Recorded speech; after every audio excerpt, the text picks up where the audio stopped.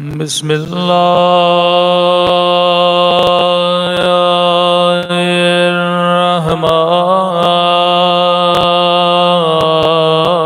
الرحمن الرحيم الحمد لله رب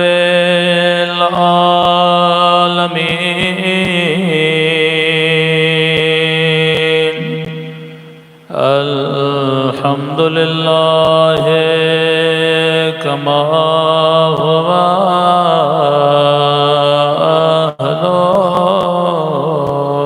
أهله الصلاة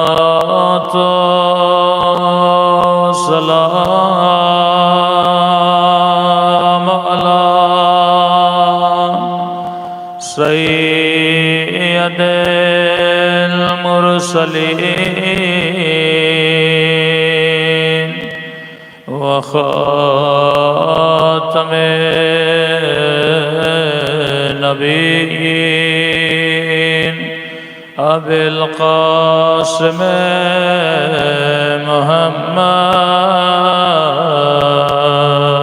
محمد اللهم صل على محمد وعلى آله الطيبين الطاهرين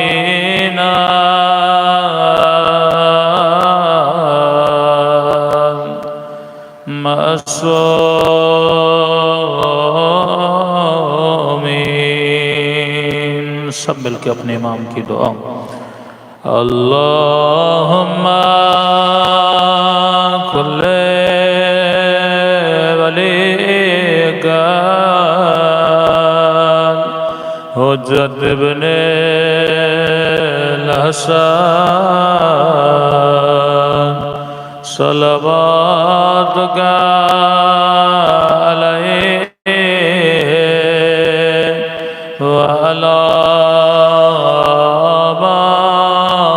آبائه فی هذه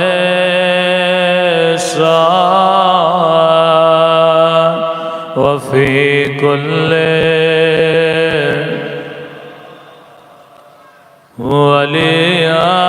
وليان وحافظا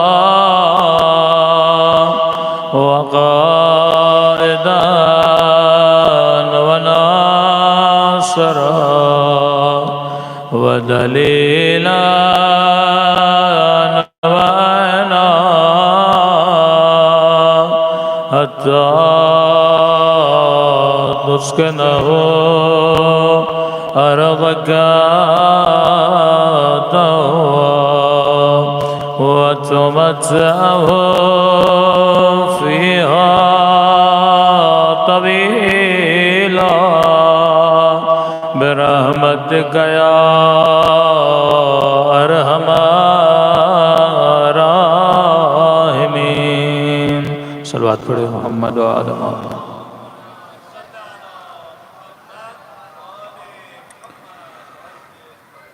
بسم اللہ الرحمن الرحیم رب اشرح لی صدری ویسر لی امری واحلل عقدۃ من لسانی یفقهوا قولی اما بعد فقد قال سبحانہ وتعالی فی محکم کتابہ بسم اللہ الرحمن الرحیم اہدنا الصراط المستقیم صلوات پڑھے محمد و آل محمد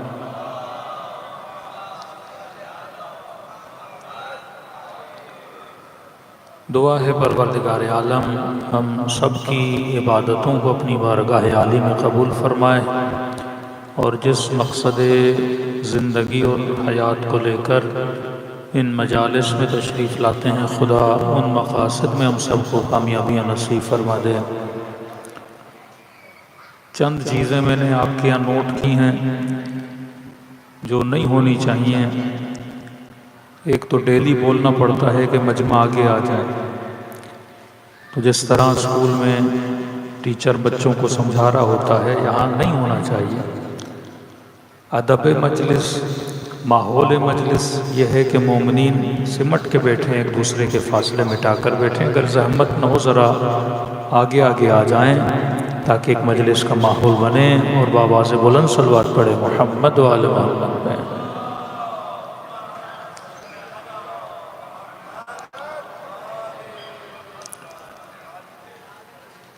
اور جن کی کمر میں تکلیف نہیں ہے وہ بھی ذرا سینٹر میں آ جائیں، صلوات پڑھیں محمد و آل محمد پہ۔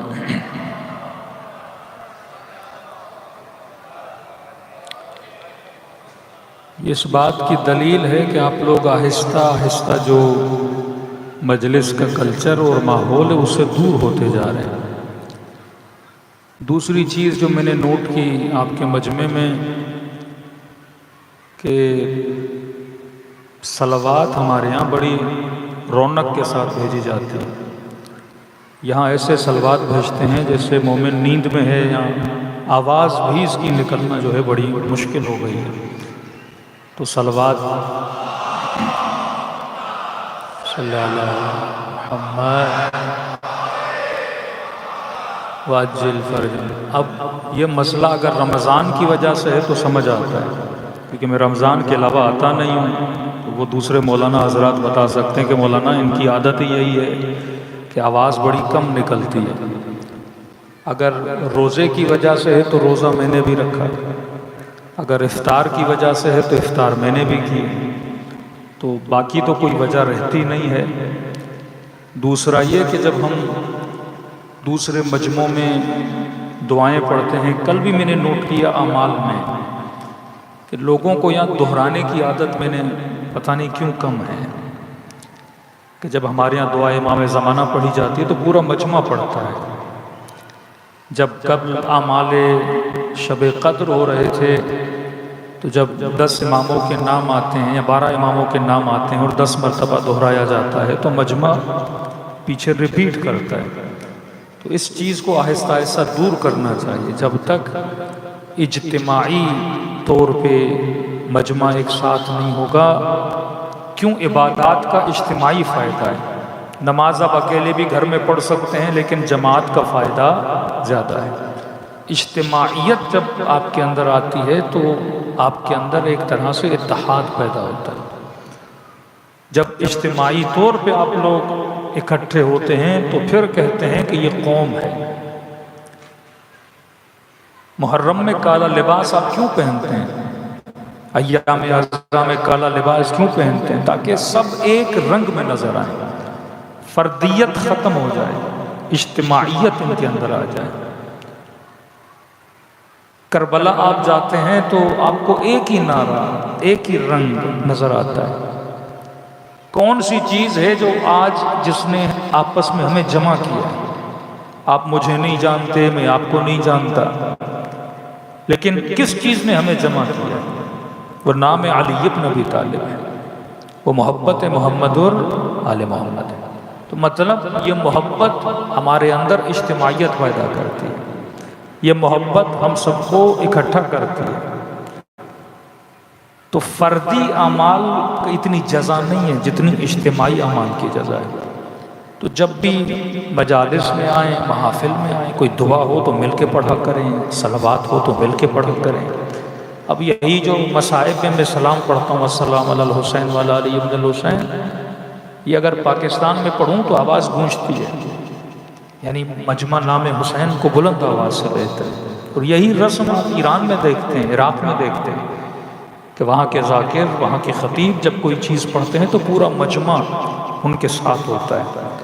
تو یہ اپنے بچوں کو عادت دلائیں۔ جب آپ ہی نہیں پڑھو گے تو بچہ کیسے پڑھے گا؟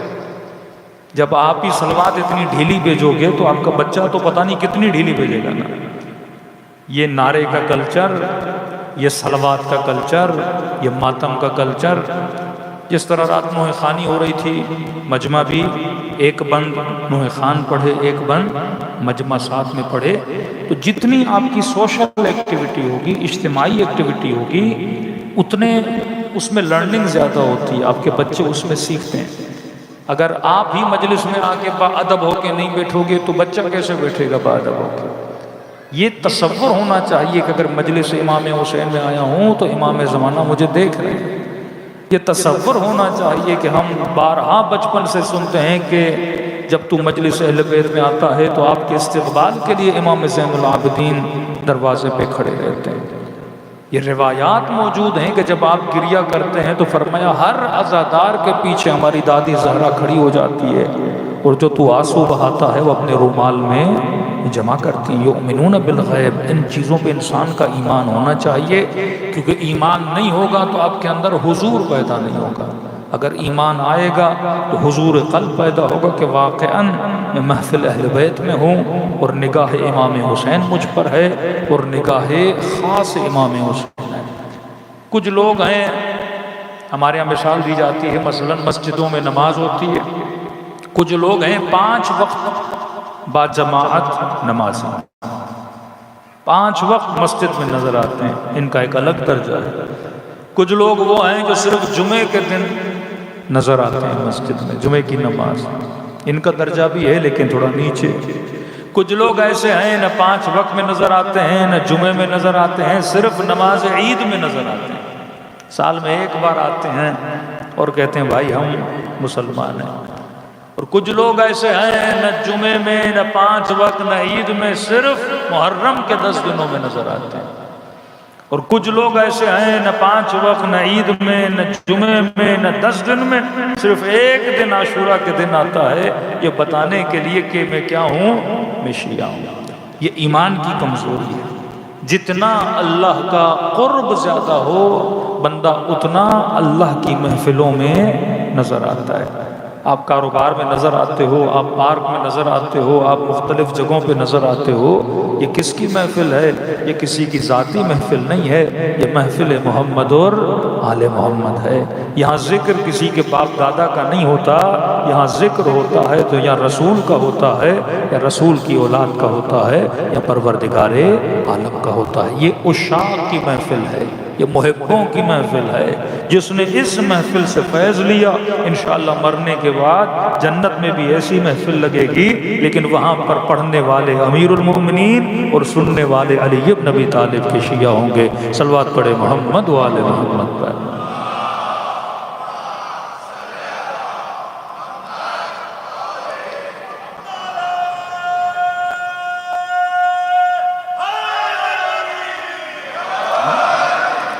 قرآن کی آیت بھی ہے کہ کار خیر میں سابقو، سبقت لیا کر۔ یہ نہیں کہ کوئی آپ کو بولے کہ نماز پڑھو، کوئی آپ کو بولے کہ روزہ رکھو، کوئی آپ کو بولے کہ صلوات پڑھو، نہیں، خود آگے جائے کر۔ جس طرح مال دنیا کے لیے پیش ہوتے ہو اور آگے آگے جاتے ہو، اسی طرح کار آخرت کے لیے بھی انسان کو آگے آگے ہونا چاہیے۔ ایک مومن کہتا ہے میں میٹرو میں سوار تھا تو میں نے دیکھا ایک انگریز خاتون ہے بیٹھی ہے، اس کے ساتھ اس کی بچی بیٹھی ہے کوئی 5-6 سال کی، اور یہ خاتون بک لے کے پڑھ رہی ہے، اور دیکھا اس کی بچی بھی ہے اور اس کے ہاتھ میں بھی ایک چھوٹی سی بک ہے اور بچی بھی پڑھ رہی ہے۔ کہتے مولانا میں سوچ میں اور فکر میں پڑ گیا کہ بھائی ہم اپنے بچوں کو بول بول کے تھک گئے، بچے پڑھتے ہی نہیں۔ کبھی ڈرانا پڑتا ہے، کبھی سختی کرنی پڑتی ہے، لیکن یہ خاتون خود بھی کتاب پڑھ رہی ہے اور بچی بھی کتاب پڑھ رہی ہے۔ کہتے تجسس پیدا ہوا کہ میں ایسے کہوں کہ آپ نے کیسے اپنی بچی کو یہ سب کچھ سکھایا، یا آپ کی بچی کیسے آپ اتنی باتیں سن لیتی ہے کہ جو آپ کر رہی ہو وہی کر رہی ہے۔ تو کہتا ہے میں نے کہا کہ ہم اپنے بچوں کو اتنا بولتے ہیں، ہمارے بچے سنتے نہیں، اور آپ کی بچی ہے کہ آپ بھی کتاب پڑھ رہی ہو اور وہ بھی کچھ نہ کچھ پڑھ رہی ہے۔ تو اس نے مسکرا کر کہا کہ بچے سنتے نہیں، بچے دیکھتے ہیں۔ سنانے سے زیادہ اپنے بچوں کو دکھایا کرو۔ اگر اولاد کے دل میں ماں کی محبت ہے، باپ کی محبت ہے، تو اس کا رول ماڈل کون ہے؟ ماں اور باپ۔ اور اگر رول ماڈل ماں اور باپ ہے تو جیسی ماں ہوگی بچی ویسی بننا چاہے گی، جیسا باپ ہوگا بچہ ویسا بننا چاہے گا۔ اگر میرا رول ماڈل امیر المومنین ہے، میں نے تھوڑا سا محبت کے بحث کو چھیڑا تھا، آج تھوڑے اشارے دوں گا تاکہ آپ سمجھ جائیں کہ کتنا سائیکولوجیکلی اہل بیت نے ہمیں مضبوط کرنے کی کوشش کی اور وہ نعمتیں دیں جس کی طرف ہماری توجہ نہیں ہے. کہ میں کئی جوانوں کو دیکھ رہا ہوں، کئی مومنوں کو دیکھ رہا ہوں، مختلف قسم کے حلیے، مختلف قسم کا لباس، مختلف قسم کی چیزیں مومنین نے پہنی ہوئی ہیں. مثلا میں نے یہ لباس پہنا ہے، کسی نے پینٹ شرٹ پہنی ہے، کسی نے شرٹ پہنی ہے، کسی کے ماشاءاللہ ڈولے شولے بھی ہیں، کسی نے کانوں میں بالیاں بھی ہیں، کسی کی گردن میں زنجیریں بھی ہیں، کسی کے ہاتھ میں کڑے بھی ہیں. ہاں؟ یہ جو میں مختلف قسم کے لباس کو پہنتا ہوں، میں کسے فالو کر رہا ہوں؟ کیا میں ایسے ہی کر رہا ہوں؟ اور اگر کر رہا ہوں تو اس چیز میں اتنی اٹریکشن تھی کہ میں کر رہا ہوں؟ اصلاً مجھے کوئی چیز پسند آتی کیوں ہے؟ ہمارا ہیئر کٹ، ہمارے کپڑے، کہ اگر آج سے 60 سال پہلے کوئی جوان پھٹی ہوئی جینز پہنتا تو مومنین امام بارگاہ میں چندہ کرتے کہ غریب ہے، جس کو کپڑے لے کر دیں، اسی طرح گھوم رہا ہے باہر. ہمارے گاؤں میں ایک لڑکا تھا، پڑھتا وڑھتا نہیں تھا، لیکن اس کو شوق بہت تھا ڈانس واس کا اور یہ وہ. اسکول میں جب بھی فنکشن ہوتا، بن بلائے مہمان کے آتا اور اسٹیج پہ ناچنا شروع کر دیتا تھا. بڑا شوق تھا اس کو. اس زمانے میں امریکن سنگرز کی اور ڈانسرز کی وہ بڑی بڑی کیسٹس منگواتا اور دیکھتا وہ کس طرح ڈانس کر رہے ہیں، وہ اسٹیپس کو یاد کرتا اور ویسے کرتا، اور سارے بچے اس کے پیچھے یہ خوش ہوتا تھا، تالیاں بجتی بڑا. اب جو دیکھ رہا تھا وہ ہمارے گاؤں میں تو ملتا نہیں تھا. نیا نیا اس زمانے میں پھٹی ہوئی پینٹوں کا فیشن آیا تھا.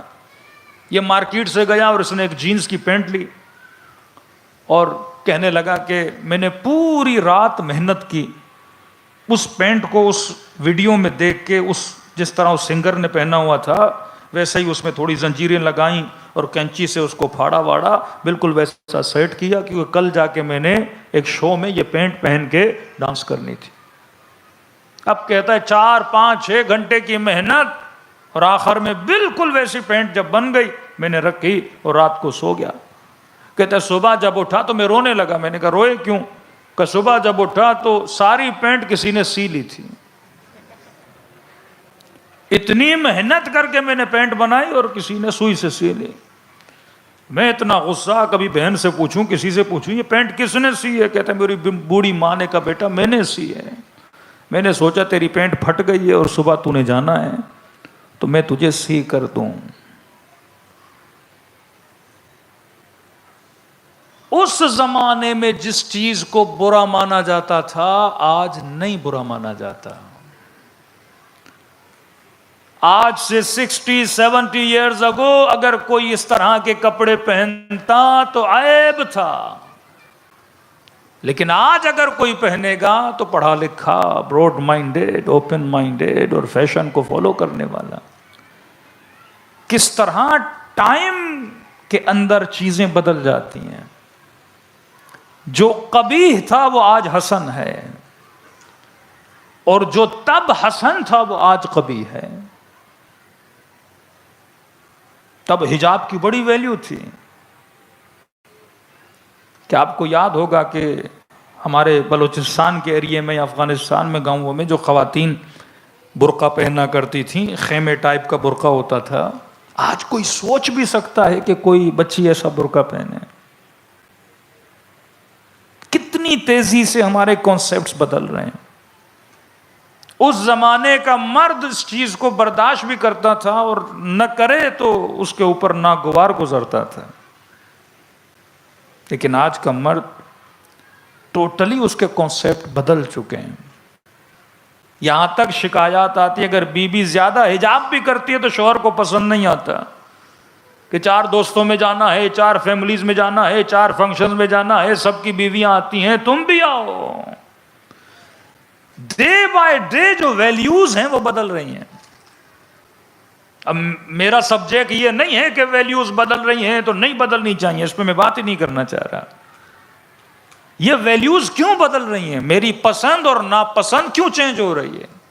کیا پسند اور ناپسند کے پیچھے نالج ہے؟ کیا پسند اور ناپسند کے پیچھے اویئرنیس ہے؟ کیا پسند اور ناپسند کے پیچھے جہالت کا مٹ جانا ہے کہ آج کا انسان زیادہ عالم بن گیا، زیادہ اویئر ہو گیا، یا اس کے پیچھے کوئی اور چیز ہے؟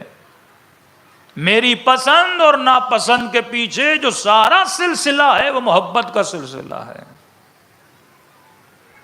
3 عبارتیں حدیث میں ذکر ہوتی ہیں: نفخات، نفاسات. فرمایا شیطان چند چیزیں تمہارے وجود کے اندر پیدا کرتا ہے، وہ اتنی آسانی سے کسی جوان کو، کسی خاتون کو گمراہ نہیں کرتا. یا آپ کی سوچ ہے کہ شیطان نے اپنے نمائندے کائنات میں نہیں بھیجے،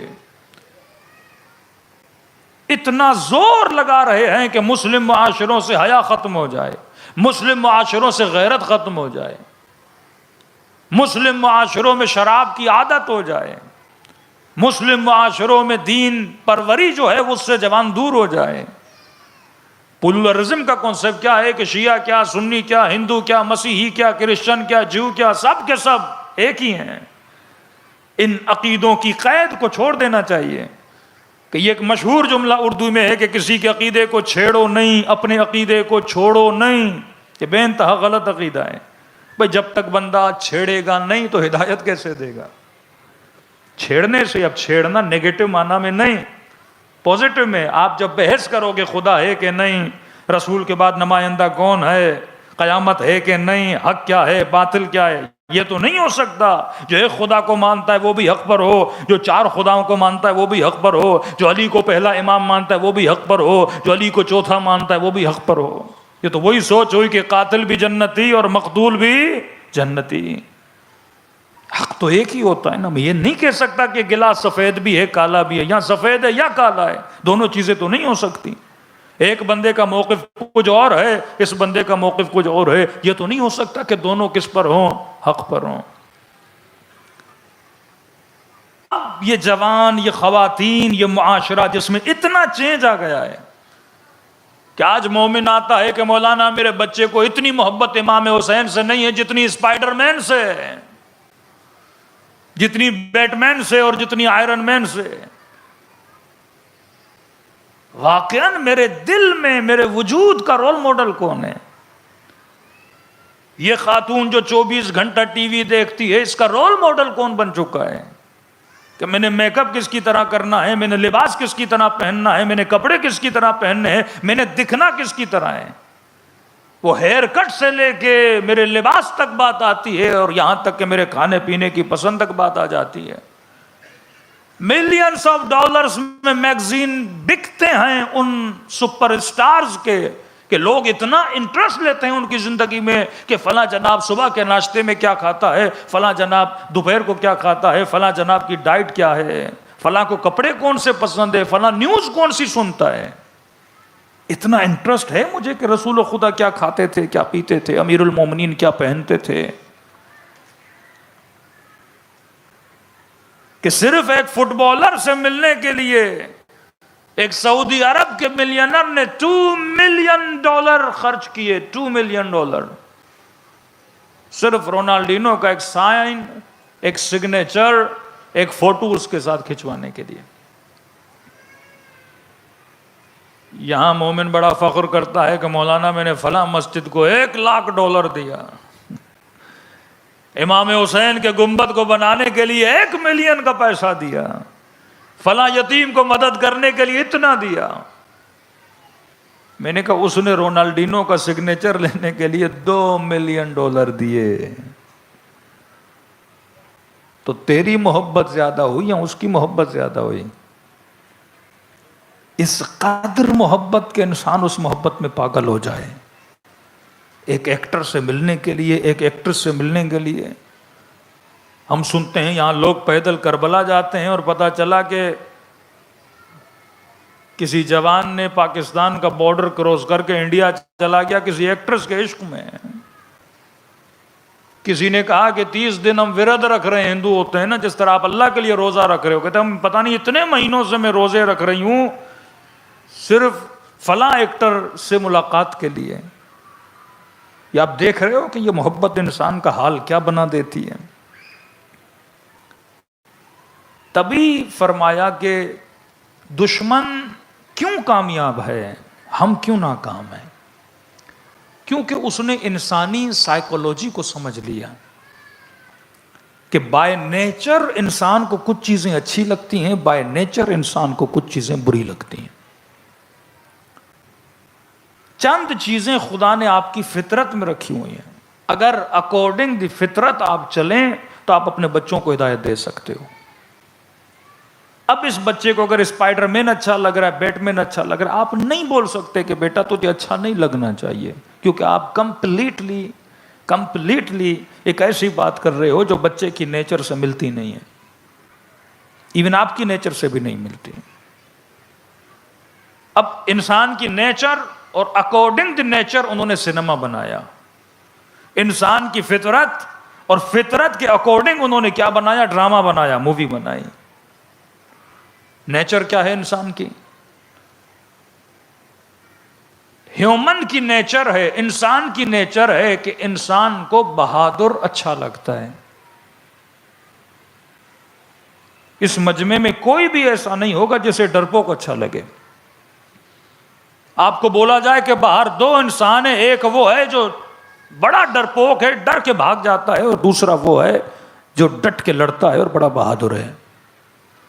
قومیں شہیدوں سے کیوں محبت کرتی ہیں؟ کیونکہ بہادر ہوتے ہیں۔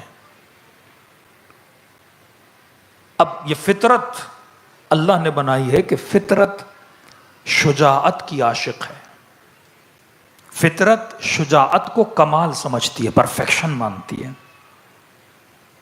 جس طرح میں نے اس دن سخاوت کی مثال دی تھی کہ کوئی ایسا بندہ نہیں جسے سخی اچھا نہ لگے۔ اب آتے ہیں فلم انڈسٹری میں۔ فلم انڈسٹری کا کوئی بھی ایسا ہیرو جو ہیرو بنا ہو، کیا وہ تب تک ہیرو بن سکتا ہے جب تک وہ بہادر نہ ہو؟ جتنے آپ کے ذہن میں ہیروز ہیں فلم انڈسٹری کے، سب کو ذہن میں لائیے۔ کمال کی فیکنس ہوتی ہے، بالی ووڈ کو لیں تو کمال کی فیکنس ہے اس میں۔ ہالی ووڈ میں چلو پھر بھی ایسے لگتا ہے کہ جیسے ریئل بندہ بہادر ہے نا، مطلب مار بھی رہا ہے، مار کھا بھی رہا ہے۔ لیکن انڈین فلم انڈسٹری میں ایک مکہ لگا اور جناب پتہ نہیں کہاں جا کے گرا، جہاز سے بھی گرے تو نہیں مرتا، 1000 لوگ بھی مارنے آئے تو وہ 1000 کا مقابلہ کر دیتا ہے۔ آپ کو پتا بھی یہ جھوٹ ہے پر آپ کو اچھا لگتا ہے، کیونکہ نیچر بہادری کو پسند کرتی ہے۔ کسی کے اندر سپر پاور ہو وہ آپ کو اچھا لگتا ہے۔ لفظ ہی ہے نا سپر مین، مطلب سارے انسانوں میں سب سے سپیریئر پاور رکھنے والا انسان۔ ہاتھ کی طاقت زیادہ ہے، سننے کی طاقت زیادہ ہے، اور آپ بھی چاہتے ہو کہ آپ کے پاس اتنی طاقت ہو۔ فطرت میں ہے کہ آپ ہر چیز کو کمپلیٹ ہو تو آپ پسند کرتے ہو، انکمپلیٹ چیزوں کو پسند نہیں کرتے ہو۔ اب جب پاور آپ کو نظر آیا، کوئی اسپائڈر مین ایسا تھا جو ڈرپوک تھا، کیا کرتا تھا؟ بہادر تھا، مظلوموں کی مدد کرتا تھا، ظالموں کو مارتا تھا، شہر میں جو ظلم کرے اسے وہ قتل کرتا تھا۔ اب یہ بچہ جو دیکھ رہا ہے وہ کمپلیٹلی جو اللہ نے اس کی فطرت اور نیچر بنائی ہے یہ چیز اس سے ملتی ہے، جب ملتی ہے تو یہ کیا ہوتا ہے؟ اسے پسند کرنے لگتا ہے۔ اب اسپائڈر مین اس کا رول ماڈل بنتا ہے۔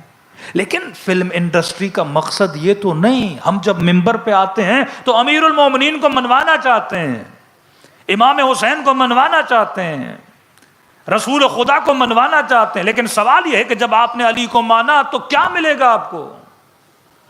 جب آپ کے بچے نے امام حسین کو مان لیا تو کیا ملے گا؟ رزلٹ کیا ہے؟ کہ امام حسین کو مانے گا، جذبہ جہاد پیدا ہوگا، حب جنت پیدا ہوگی، اللہ کی عبادت کا جذبہ پیدا ہوگا، میں اسے جنتی بنانا چاہتا ہوں۔ امیر المومنین کو رول ماڈل بنائے گا، نمازی بنے گا، نیک بنے گا، میں اسے جنتی اینڈ رزلٹ یہ ہے کہ جنتی بنے۔ لیکن وہ اسپائڈر مین کو منوانے کے بعد کہاں لے جانا چاہتا ہے میرے بچے کو؟ وہ کسی ایکٹریس کو ہیروئن بنانے کے بعد اور جب یہ بچی کی رول ماڈل بن جاتی ہے، یہ اسے کہاں لے جانا چاہتا ہے؟ دو نظام ہیں، ایک نظام خدا، ایک نظام شیطان۔ خداوندی نظام میں بھی خدا ہیرو بناتا ہے۔ اللہ کے ہیرو مثلا علی بن ابی طالب ہیں، مالک اشتر ہیں، سلمان فارسی ہیں، جناب سیدہ ہیں، خود کہتا سیدۃ النساء العالمین ہے، خود جناب حمزہ کو کہتا یہ سید الشہداء ہے، جناب ابراہیم رول ماڈل ہے، جناب ہاجرہ رول ماڈل ہے، کہتے حج پہ جا سید صفا و مروہ کر، میں نے ہاجرہ کو رول ماڈل بنایا ہے۔ لیکن ان کو رول ماڈل بنا کے خدا مجھے کہاں لے جانا چاہتا ہے؟ جنت تک، آخرت تک، قیامت تک۔ شیطان بھی اپنے ہیرو بناتا ہے، اور ایگزیکٹ شیطان کی وہی لائن ہے جو اللہ کی لائن ہے، کیونکہ شیطان کسی اور کو اپنے راستے پہ نہیں لانا چاہ رہا، وہ انسان کو لانا چاہ رہا ہے، اور انسان وہی ہے جسے خدا نے بنایا ہے، اور نیچر بھی وہی ہے جو خدا نے بنائی ہے، اور اسے پتا ہے کہ خدا نے آپ کو کیسے بنایا ہے۔ تبھی کہا میں صراط مستقیم پر بیٹھوں گا، یہ نہیں کہ پڑوس کی گلی میں بیٹھوں گا، اسی راستے پہ بیٹھوں گا۔ وہ آپ کی نیچر کو جانتا ہے، وہ آپ کی فطرت کو جانتا ہے، لہٰذا وہ بھی ہیرو بناتا ہے، وہ بھی ایک ہیروئن بناتا ہے۔ آپ کے ذہن میں ایک سیدۃ النساء العالمین ہے، یہ بھی ایک سیدہ نساء العالمین بناتا ہے، لیکن اپنے حساب سے بناتا ہے، یہ بھی کسی کو ہیرو بناتا ہے۔ اب شیطان کی مجبوری کیا ہے؟ شیطان کی مجبوری یہ ہے کہ شیطان کے پاس ریئل ہیرو ہے ہی نہیں۔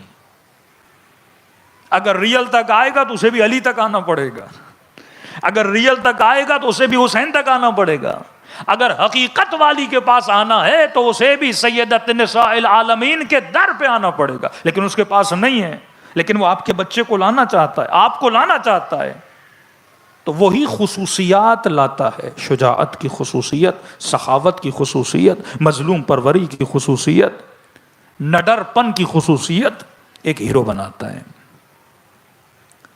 لیکن شیطان کیا چاہتا ہے؟ وہ تو جنت تک نہیں لے جانا چاہتا، وہ تو خوف خدا نہیں پیدا کرنا چاہتا، اصلاً وہ اسپائڈر مین کو ہیرو بنا کے کیا کرنا چاہتا ہے؟ ہدف شیطان دنیا سے شروع ہوتا ہے، دنیا پہ ختم ہوتا ہے، بس دنیا۔ فرمایا آخری زمانے میں دینہم دنانیرہم قبلتہم نساؤہم ہمتہم بطونہم، آخری زمانے میں لوگوں کا دین دینار بنے گا، پیسہ بنے گا۔ جس طرح پچھلے زمانوں میں لوگ دین کے لیے جان بھی دیتے تھے، اولاد بھی دیتے تھے، سب کچھ، کہ آخری زمانے میں جو دین بنے گا نا، جس کے لیے میں سب کچھ دوں، وہ دینار ہے، وہ پیسہ ہے۔ قبلتہم نساؤہم، ان کا قبلہ عورتیں بن جائیں گی۔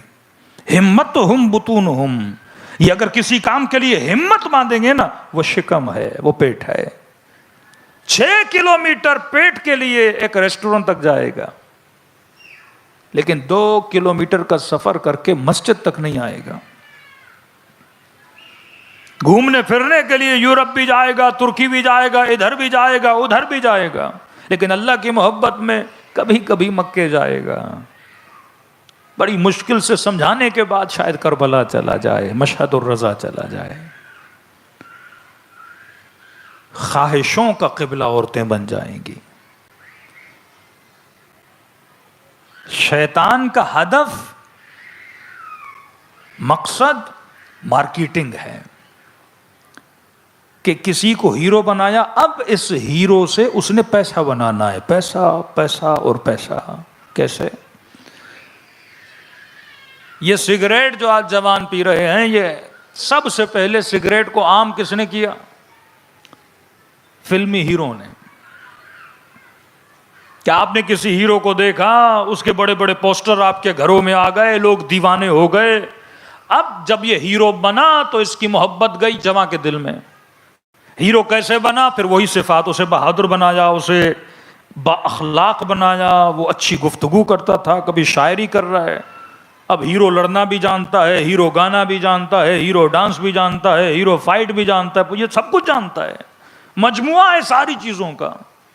اب جوان نے اسے دیکھا، اس کی محبت اس کے دل میں آ گئی۔ اب محبت آ گئی اب ہیرو تو بن گیا، اسے پیسے تو دے دیے، لیکن کہا ہیرو صاحب آپ کو ہیرو کیوں بنایا ہے؟ ہم نے مارکیٹنگ کے لیے بنایا ہے۔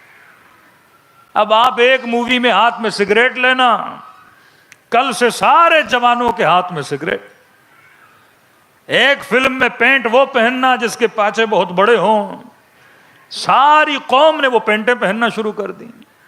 اگلے سال پینٹ وہ پہننا جو ٹائٹ ہو، ساری قوم نے ٹائٹ پینٹ پہننا شروع کر دی۔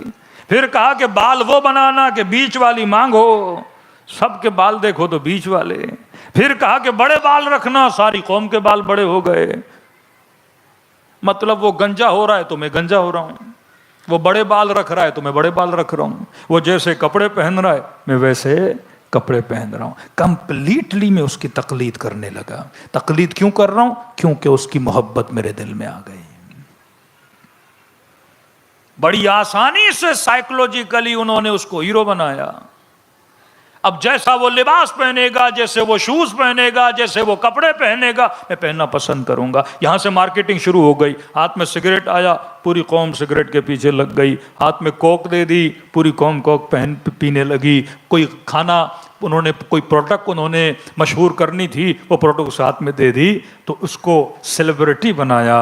اور جب یہ ایک بہت بڑی سیلیبریٹی بن گئی، اب اس کے ہاتھوں کے ذریعے سے پورا نظام مارکیٹنگ کو چلانے لگے، اور قوم وہ چیزیں خریدنے بھی لگی، وہ پہننے لگی۔ لیکن اللہ نے کیا کہا؟ تمہارا رول ماڈل کون ہے؟ محمد مصطفیٰ ہے۔ خاتون تمہاری رول ماڈل کون ہے؟ سیدت نساء العالمین ہے۔ اب یہ زباناً سیدہ کو مانتی ہے، لیکن عمل میں اس کا رول ماڈل کوئی اور ہے۔ یہ زبان کہتا تو ہے کہ میرا رول ماڈل امیر المؤمنین ہے، لیکن اس کے حلیے سے نہیں لگتا یہ علی کا چاہنے والا ہے، اس کے لباس سے نہیں لگتا یہ علی کا چاہنے والا ہے۔ تبھی ایک بہت بڑے عالم فرماتے ہیں کہ کسی بیٹے نے اپنے باپ کو خواب میں دیکھا اور پوچھا کہ بابا یہ بتائیے قبر میں جو سوال ہوئے جواب کیسے تھے؟ میں مزاحن بعض جوانوں کو کہتا ہوں، مجھے دنیا کی ایک یونیورسٹی، ایک کالج، ایک اسکول ایسا دکھاؤ جہاں پہ ایگزام لینے سے پہلے وہ اسکول اپنا پرچہ آؤٹ کر دے۔ ہوا ہے کبھی ایسا کہ آپ کا یونیورسٹی میں آج ایگزام ہے اور کہیں کہ بھائی یہ سوالات آئیں گے؟ اور کتنا بھولا ہے یہ مسلمان! جب اس مردے کو دفن کیا جاتا ہے، کو کاندھوں کو ہلا ہلا کے تلقین پڑھا جاتی ہے کہ اسمع وافہم، سن اور سمجھ، تجھ سے پوچھا جائے گا من ربک، تو یہ جواب دینا۔ کتاب کون سی ہے یہ بتانا۔ امام کون ہے؟ پہلا یہ، دوسرا یہ۔ یہ کیسا امتحان ہے کہ جواب پہلے ہی بتائے جا رہے ہیں؟ تو ہم بھی بڑے ریلیکس ہو کے مرتے ہیں نا کہ سب یاد کر لیا ہے۔ منکر و نکیر آئے گا، پوچھے گا کتاب قرآن، اللہ ربی محمد و نبی جی علی و امامی، کہا کہ ماشاءاللہ آنسرز بڑے آپ کے کریکٹ ہیں اور بسم اللہ جنت میں تشریف لے جائیے۔ کہا کہ باپ کو خواب میں دیکھا اور پوچھا کہ بابا سوال و جواب ہوئے؟ ہاں میرے لال۔ کیا پوچھا؟ کہ بیٹا پوچھا تمہاری کتاب کون سی ہے؟ میں نے بھی بڑے کانفیڈنس کے ساتھ بولا قرآن۔ کہ یہ جواب کا آنا تھا اور اس ڈبل کانفیڈنس میں انہوں نے مجھے مارنا شروع کر دیا۔ پھر کہا امام کون ہے؟ میں نے کہا علی۔ کہ پھر مارا مجھے۔ رب کون ہے؟ میں نے کہا اللہ۔ کا پھر مارا مجھے۔ اب کہتا میں کنفیوز ہو گیا، قرآن میں غلطی کر سکتا ہوں، امام میں غلطی کر سکتا ہوں، نبی میں غلطی کر سکتا ہوں، یہ تو ہر سوال پہ مارے جا رہے ہیں، مسئلہ کوئی اور ہے۔ میں نے کہا ملائکۃ اللہ کہ جواب غلط دے رہا ہوں؟ کہ نہیں صحیح دے رہے ہو۔ کہ پھر مار کیوں رہے ہو؟ کہ کیونکہ جھوٹ بول رہے ہو۔ اگر قرآن تیری کتاب تھی تو زندگی میں اس کتاب پہ عمل کیوں نہیں کیا تھا؟ اگر علی تیرا امام تھا تو زندگی میں علی کو امام بنایا کیوں نہیں تھا؟ آنسرز پریکٹیکل ہونے چاہیے، یہ نہیں کہ صرف میں جواب دیتا جاؤں۔ ایمان بھی ہے کہ نہیں؟ سمپل شریعت کا مسئلہ ہے احکام نماز جماعت۔ جو آگے کھڑا ہوتا ہے وہ پیش امام، جو پیچھے کھڑے ہوں وہ مأموم کہلاتے ہیں۔ جماعت تب صحیح ہے، پہلے امام کہے گا اللہ اکبر، پھر سارے جماعتی کہیں گے اللہ اکبر. پہلے وہ رکوع میں جائے گا، پھر آپ رکوع میں جاؤ گے. پہلے وہ سجدے میں جائے گا، پھر آپ سجدے میں جاؤ گے. اگر کسی نے جماعت میں رہتے ہوئے پیش قدمی کر لی کہ امام جماعت کھڑا ہے اور یہ رکوع میں چلا جائے، یہ اس سے پہلے سجدے میں چلا جائے، تو اس کی جماعت خراب ہو جاتی ہے. تو بندے خدا ایک اٹھنا اور بیٹھنا معمولی پیش امام سے تو آگے نکل جاتا ہے، تیری نماز جماعت نہیں ہوتی. اور زندگی میں اگر تو علی کو فالو نہ کرے تو علی کی امامت کیسے ہوتی ہے؟ آنسو روئے ہیں میں نے رسول گرامی نے. صحابی آیا، یا رسول اللہ میں نے خواب دیکھا ہے. کیا دیکھا؟ یا رسول اللہ دیکھتا ہوں آسمان سے کپڑا آ رہا ہے، لوگوں کا ہجوم ہے، آگے بڑھتے ہیں، سب کے ہاتھ میں کینچیاں ہیں، کپڑے کو کاٹ کاٹ کے لے جا رہے ہیں. فرمایا رسول گرامی رونے لگے. یا رسول اللہ رو کیوں رہے ہیں؟ فرمایا یہ میرے آخری زمانے میں میری امت کا حال ہے. کیا مطلب یا رسول اللہ؟ فرمایا آخری زمانے میں دین کپڑا بن جائے گا. کیا مطلب یا رسول اللہ؟ آپ میں سے کسی کا قد بڑا، کسی کا چھوٹا، کوئی ہیلدی ہے، کوئی دبلا پتلا ہے. آپ درزی کے پاس جاتے ہو نا، کپڑا لیتے ہو، دکان سے کپڑا لیتے ہو، پھر درزی کے پاس جاتے ہو، اسے اپنا ناپ دیتے ہو. اپنے بدن کی ناپ کے حساب سے وہ درزی کپڑے کو کاٹنا شروع کرتا ہے. لمبا تھا تو اس حساب سے کٹا، دبلا تھا تو اس حساب سے کتلا، بندہ پتلا سا تھا تو اس حساب سے کٹا. فرمایا آخری زمانے میں دین کپڑا بن جائے گا، جسے جتنا پسند ہوگا اتنا کاٹ کے لے جائے گا. کہ نماز کی سمجھ آتی ہے، روزے کی سمجھ نہیں آتی، میں نہیں رکھوں گا. مولانا ساری چیزیں صحیح ہیں، خمس کی سمجھ نہیں آتی. ساری چیزیں صحیح ہیں، داڑھی کی سمجھ نہیں آتی. سب کروں گی، اخلاق کی اچھی ہوں گی، لیکن مجھے حجاب کی سمجھ نہیں آتی. کہا یا کمپلیٹلی دین میں آؤ. یہ کیا ہے کہ آدھا لوں گا اور آدھا نہیں لوں گا؟ سیلڈ نہیں بناؤ دین کو کہ جو پسند ہے وہ اس پلیٹ میں اور اپنی زندگی کی ٹرے میں رکھوں، اور جو پسند نہیں اسے پھینک دوں. فرمایا یا رسول اللہ مومن کیسا ہوتا ہے؟ فرمایا دین کی مثال پانی کی طرح ہے، کپڑے کی طرح نہیں. پانی گلاس میں آتا ہے تو شکل گلاس جیسی بن جاتی ہے، بالٹی میں ڈالو تو شکل بالٹی جیسی بن جاتی ہے. فرمایا جب دین کے اندر آؤ تو ہولیے کو دین جیسا بنایا کرو، دین کو اپنے جیسا نہ بنایا کرو. تبھی قرآن کہتا ہے صبغۃ اللہ ومن احسن من اللہ صبغۃ. کون ہے جو خود کو رنگ خدا میں ڈال دے؟ انا عبد من عبید محمد، میں علی محمد کے غلاموں میں سے ایک غلام ہوں. کہ مولا سلمان سید نہیں، بنو ہاشم نہیں. کیوں کہا منا اہل البیت؟ کہ جب جب سلمان کو دیکھو گے تجھے تب تب علی کی یاد آئے گی. تم سے خوشبو اخلاق اہل بیت آنی چاہیے. تو ایک سازش جو شیطان نے رچی، اس نے کچھ رول ماڈل بنائے، فیک رول ماڈل بنائے. یہ بندہ جو اتنی بہادری فلم میں کر رہا ہے، یہ روڈ پہ آ جائے تو اس کو 4 چپیڑیں پڑیں تو زمین پہ گر جائے. یہ چہرہ جو فلموں میں تجھے اتنا حسین نظر آ رہا ہے، اگر میک اپ اترے تو پتا چلے اس کے حسن کی حقیقت کیا ہے. ہر چیز فیک ہے، اور اس نے تجھے اس فیکنس کا عاشق بنایا ہوا ہے. اور یہاں تجھے خدا نے ریئل ہیرو دیے ہیں. خیبر کو دیکھو اور خندق کو دیکھو، صبر علی کو دیکھو، شجاعت زینب کو دیکھو، علم امیر المؤمنین کو دیکھو، حجب و حیا فاطمی کو دیکھو، تو سمجھ یہ ریئل چیزیں ہیں. لیکن افسوس سے میں اپنے بچے کو ریئل کے قریب نہیں لا پا رہا، اور دشمن فیکنس کے قریب بڑا جلدی لے جاتا ہے. میں علی کی شجاعت نہیں دکھا پا رہا، وہ کسی شرابی اور کبابی کی شجاعت منوا بھی لیتا ہے اور اس کا عاشق بھی بنا لیتا ہے، اور اس کے ذریعے سے اپنی پروڈکٹ کو بیچتا رہتا ہے. تبھی کہا کہ یہ سینس اپنی نسلوں کو دو کہ بیٹا یہ جو ہیرو بنا ہوا یہ ریئل نہیں ہے. ان کی شجاعت جھوٹ ہے، ان کا بولنا جھوٹ ہے، ہر چیز جھوٹ ہے. اور یہاں آؤ، یہ صداقت کا میدان ہے. دوسری قومیں شکوہ کر سکتی ہیں کیونکہ ان کے پاس رول ماڈل نہیں ہے. شیعہ کیسے شکوہ کرے؟ جوان ہو تو خدا نے علی اکبر جیسا رول ماڈل دیا، بچوں کے لیے علی اصغر جیسا، خواتین کے لیے سیدہ زینب جیسی، غلام بننا چاہتے ہو تو سلمان جیسا، جون جیسا، سعید جیسا. کتنی مثالیں خدا اور تمہیں دے. یہ پورا قرآن مثالوں سے بھرا ہوا ہے. چھوٹی سی مثال دے رہا ہوں قرآن سے، بحث لمبی نہ ہو جائے. سورہ بقرہ قرآن کا سب سے بڑا سورہ، نام بقرہ.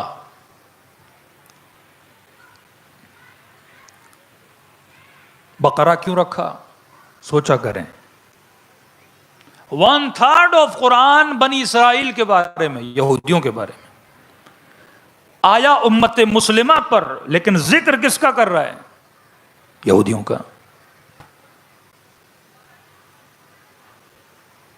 بھینس تھی یا بچڑا تھا، جو بھی، پوری سورہ بقرہ میں اس بچڑے کا ذکر کر رہا ہے خدایا. اب ہم پڑھتے جاتے ہیں، ایک بچڑا تھا، بچڑا ذبح کرو، پیلے رنگ کا ہو. اب مومن کو پتہ ہی نہیں یہ قصہ کیا ہے. خدا قرآن قصوں کی کتاب نہیں ہے. وَاعْتَبِرُوا يَا أُولِي الْأَلْبَابِ، یہ صاحبان عقل کے لیے عبرت کی کتاب ہے. کہ امیر المومنین فرماتے ہیں علی کی زندگی کم پر علی کا تجربہ صدیوں جتنا تھا. کسی نے کہا مولا وہ کیسے؟ کہ علی نے گزری ہوئی امتوں کے قصے پڑھے اور ان کے کہانیوں اور قصوں سے، ان کے حالات سے علی نے سیکھا. عقل مند کی نشانی ہے وہ تجربے سے فائدہ لیتا ہے. خدا بتا رہا ہے کہ اے جوان، ایک یوسف تھا، ایک زلیخا تھی. قصہ نہیں سنا رہا، بتا رہا ہوں کہ یوسف کامیاب کیسے بنا، نبی کیسے بنا. زندان میں گیا اور زندان میں جانے کے بعد میں نے بڑے سے بڑا ہدیہ دیا یوسف کو، اور علم تعبیر خواب عطا کیا. کس چیز کے بعد عطا کیا؟ جب اسے گناہ کی دعوت ہوئی تو کہا الا ما رحم ربی ان النفس لامارۃ بالسوء. کس طرح یوسف نے گناہ سے خود کو بچایا، پھر خدا نے کس طرح اپنی رحمت کے سائے میں یوسف کو لایا. میں نشانیاں بتا رہا ہوں. ایک موسیٰ ہے، ایک قارون ہے، ایک ابراہیم ہے، کوئی نمرود ہے، کوئی فرعون ہے، کوئی موسیٰ ہے. دیکھو فرعون کامیاب ہوا یا موسیٰ؟ قارون کامیاب ہوا یا موسیٰ؟ ابراہیم کو عزت دی یا نمرود کی؟ نمرود کے پاس پیسہ بھی تھا، دولت بھی تھی، مال بھی تھا، طاقت بھی تھی، لیکن اللہ کے سامنے کیا ہوا؟ اس نے آگ میں بھی پھینک دیا، لیکن میں خدا ہوں، میں نے آگ کو گل و گلزار بنا دیا. ابراہیم کا یقین مجھ پہ تھا، نمرود کا یقین آگ پر تھا نا. دیکھو تاریخ میں ایک یزید بھی تھا، ایک حسین بھی تھا. حسین شہید ہو گئے، لیکن عزت کس کو ملی؟ یہ پورا قرآن گزشتہ ہزارہ سال امتوں کی زندگیوں کا نچوڑ ہے کہ اس سے آگے کوئی اور چیز نہیں آنے والی. کائنات میں کوئی بھی چیز ریپیٹڈ نہیں ہے، کوئی بھی چیز نئی نہیں ہے. قارون مال کے پیچھے تھا، آج بھی یہ مال کے پیچھے ہیں. نمرود اپنی حکومت کی بقا کے لیے لوگوں کو مار رہا تھا، آج بھی دنیا، آج کا اسرائیل، آج کا امریکہ، آج کی بڑی بڑی طاقتیں اپنی طاقت کی بقا کے لیے لوگوں کو مار رہی ہیں. یذبحون ابناءہم ویستحیون نساءہم. عورتوں کو مارتے تھے، بچوں کو ذبح کرتے تھے. اب وہ ذبح کرنا تلوار کے ساتھ ہو یا بم کے ساتھ ہو، وہی چکر ہے طاقت کا چکر. کل کے مرد بھی شہوت ران تھے اور شہوت کے پیچھے تھے. حضرت یحییٰ کا گلا کٹا صرف شہوت کی خاطر، صرف ایک عورت کو پانے کے لیے اس بدبخت نے حضرت یحییٰ کا گلا کاٹ لیا. آج بھی یہی ہو رہا ہے. آج کی خیانتیں، آج کے دھوکے، آج کی بے وفائیاں، سارا چکر وہی شہوت کا، وہی مال. کیونکہ یہی باڈی ہے خدا نے سب کو دی، تجھے بھی دی. جو اس زمانے والوں کی ڈیمانڈ تھی آج بھی تیری یہی ڈیمانڈ ہے. فرق یہ، اس زمانے میں سواری گھوڑا تھا، آج سواری گاڑی ہے. اس زمانے میں گھوڑوں میں، اونٹوں میں کیٹیگریز تھیں، آج گاڑیوں میں کیٹیگریز ہیں. اس زمانے میں بھی لباس پہ ناز کیا کرتے تھے، آج بھی لوگ لباس پہ ناز کرتے ہیں. اس زمانے میں بھی مال پہ ناز کرتے تھے، آج کے لوگ بھی مال پہ ناز کرتے ہیں. کائنات ریپیٹ ہو رہی ہے. تو کہاں پہ کھڑا ہے اس تلاتم بھرے موسم میں؟ تو اس میدان میں کس میدان کے کارنر پہ کھڑا ہے؟ کیا تو امام حسین کی ٹیم میں ہے؟ یزید کی ٹیم؟ یزید بھی ایک تو نہیں ہے نا. کیریکٹرز ہیں جو مختلف بدن میں آ رہے ہیں بٹ سیم کیریکٹر ہیں. کبھی فرعون یزید بنا، کبھی نمرود یزید بنا، کبھی قارون یزید بنا، کبھی معاویہ کا بیٹا یزید بنا نا. کیا آج یزیدوں کی کمی ہے؟ کہ اس زمانے میں اگر آل رسول کے جنازوں کو پامال کیا، نیزوں سے مارا، تلواروں سے کاٹا، تیر سے مارا، یا آج کی داعش اور IS جنہوں نے زندہ جارڈن کے پائلٹ کو جلایا، ٹیلی فون کی تاروں سے خواتین کے گلے گھونٹے، 4 سالہ بچی کو باپ کے سامنے ذبح کیا، موصل میں 400 جوانوں کو زندہ زمین کے اندر گاڑ دیا، آپ کے کوئٹہ کے اطراف میں پتھر مار مار کے ان کنوں کو مار دیا. یہ کون ہے؟ یہ وہی ارواح خبیثہ، یہ وہی نفس کے تابع، یہ وہی ظالم صفت انسان. کیریکٹر ریپیٹ ہو رہا ہے. آپ کس کیریکٹر کے اندر ہو؟ کیا میدان حسین کے اندر ہو؟ جون کے کیریکٹر میں ہو؟ حبیب کے کیریکٹر میں ہو؟ عباس کے کیریکٹر میں ہو؟ کس صفات کے حامل ہو؟ حربیں وہی ہیں شیطان کے، شکلیں بدل رہی ہیں، نام بدل رہے ہیں، کام وہی ہے. تو کہاں پہ کھڑا ہے؟ سورہ بقرہ. بنی اسرائیل کے لیے قرآن نے ایک جملہ استعمال کیا، فرمایا یؤمنون بالجبت والطاغوت. 2 چیزوں پہ بنی اسرائیل ایمان رکھتے تھے جن کی وجہ سے یہ حضرت موسیٰ کی نافرمانی کرتے تھے، کئی نبیوں کو قتل کیا، ہارون کی نیابت اور امامت کو نہیں مانا. کہ 2 چیزوں پہ ایمان رکھتے تھے، یؤمنون بالجبت، جبت پہ ایمان رکھتے تھے، والطاغوت، نظام طاغوت اور جبت. کئی مفسروں نے جبت کے مختلف ترجمے کیے ہیں، لیکن ہمارے ایک استاد تھے، انہوں نے بڑا جو مجھے پسند آیا، کہا یہ جبت کیا ہے؟ کہا یہ جبت وہی ایجپٹ ہے. مصر کو آج بھی ایجپٹ بولا جاتا ہے. یؤمنون بالجبت، یہ ایجپٹ پر ایمان رکھتے تھے، والطاغوت، اور ایجپٹ کے نظام پر ایمان رکھتے تھے. جس طرح آج پاکستان میں رہتا ہوا ایک مسلمان، انڈیا میں ایک رہتا ہوا مثلاً کوئی انڈین، یا ایران میں رہتا ہوا کوئی ایرانی، یا عراق میں رہتا ہوا کوئی عراقی، آپ بولتے ہو مولانا یہ لبرل ہے اینڈ ویسٹرنائز ہے، مطلب ویسٹرن سسٹم پہ اس کا ایمان ہے، ویسٹرنائز ہے. اب اس زمانے میں یہ لفظ ویسٹرنائز کی جگہ بولا یؤمنون بالجبت. جس طرح آج کے لوگ یورپ کے نظام میں گھرے ہوئے ہیں کہ ہم پڑھا لکھا اسے سمجھتے ہیں جو 3 سوٹ میں آ جائے، جو تھوڑی انگلش بول لے، جو ٹائی شائے لگا لے، مولانا یہ پڑھا لکھا ہے. کہ ایک جوان نے کہا کہ میری منگیتر نے شادی صرف اس لیے کینسل کی کہ جب آپ دولہے بنو گے تو آپ 3 سوٹ پہنو گے. اس نے کہا میں پاکستانی ہوں، میں شیروانی ویروانی پہنوں گا. کہ نہیں، یہ گوار لوگوں کا کام ہے. میری دوستیں مذاق اڑائیں گے. عمرو بن عبدوت کو کہا پلٹ جا. کہ نہیں، علی عورتیں مذاق اڑائیں گی. کتنا بہادر آدمی پلٹ کے آ گیا. کہ یؤمنون بالجبت، جس طرح آج کا جوان ویسٹرنائز ہے، کہ یہ اس زمانے میں ایجپٹ کے سسٹم پہ ایمان رکھتے تھے. مسئلہ کیا تھا بنی اسرائیل کا؟ 600 کے قریب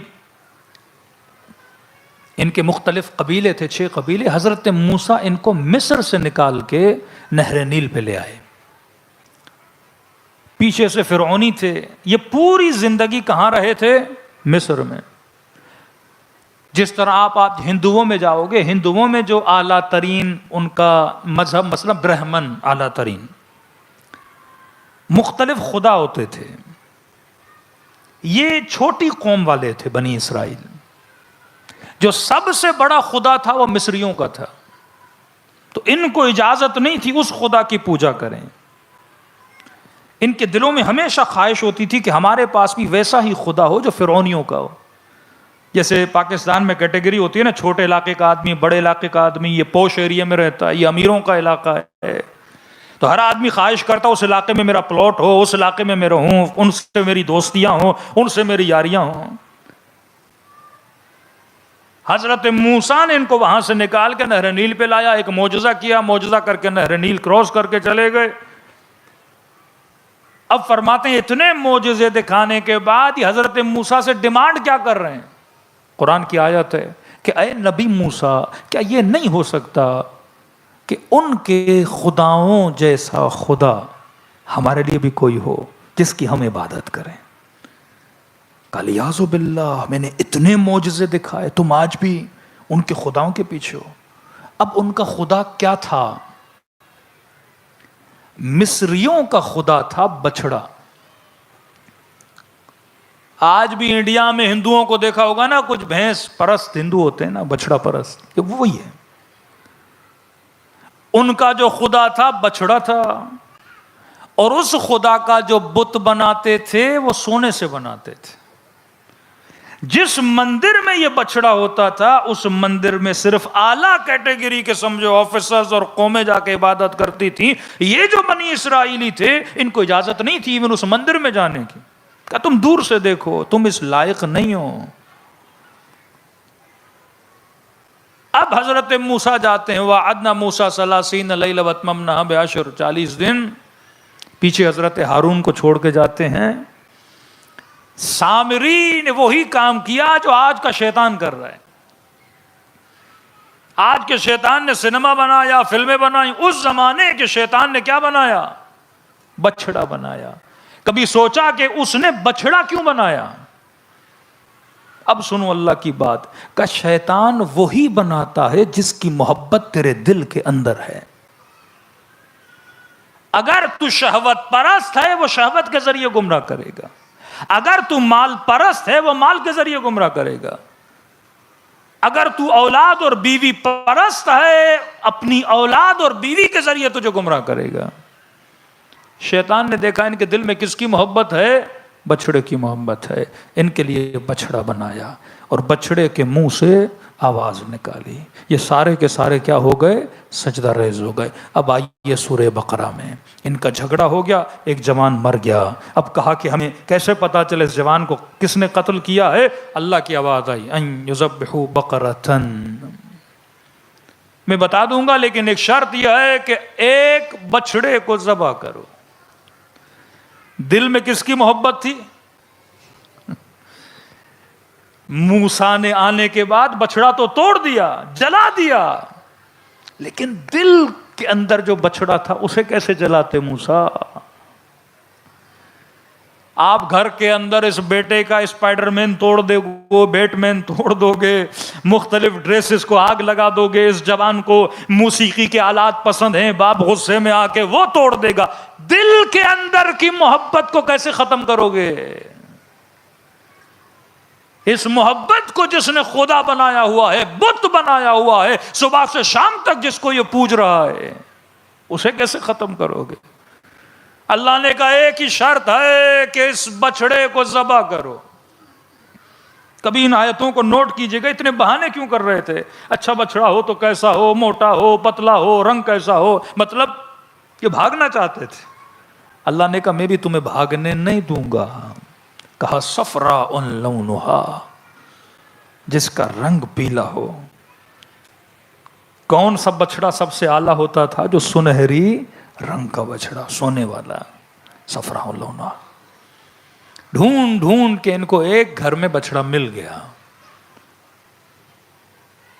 اب کہا کہ خاتون یہ بچڑا ہمیں دو، جب تک ذبح نہیں کرتے تب تک خدا. اب کبھی سوچے خدا موسیٰ کے ذریعے کیوں نہیں بتا رہا کہ بچڑا ذبح کرو، پھر گوشت کے ٹکڑے کرو، پھر وہاں سے مثلا وہ گوشت اس جوان کو لگاؤ، پھر وہ جوان زندہ ہوگا، پھر وہ بتائے گا مجھے کس نے ذبح کیا. خدایا اتنی لمبی کہانی کوئی اسکرپٹ بنا رہا ہے خدا، کوئی ناول بن رہی ہے.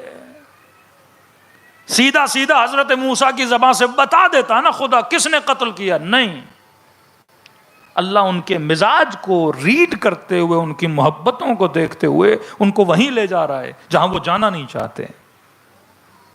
اب بچڑا مل گیا، انہوں نے شکر ادا کیا کہ بچڑا مل گیا، کہ خاتون بچڑا ہمیں دو، جو قیمت ہے ہم تجھے ادا کریں گے۔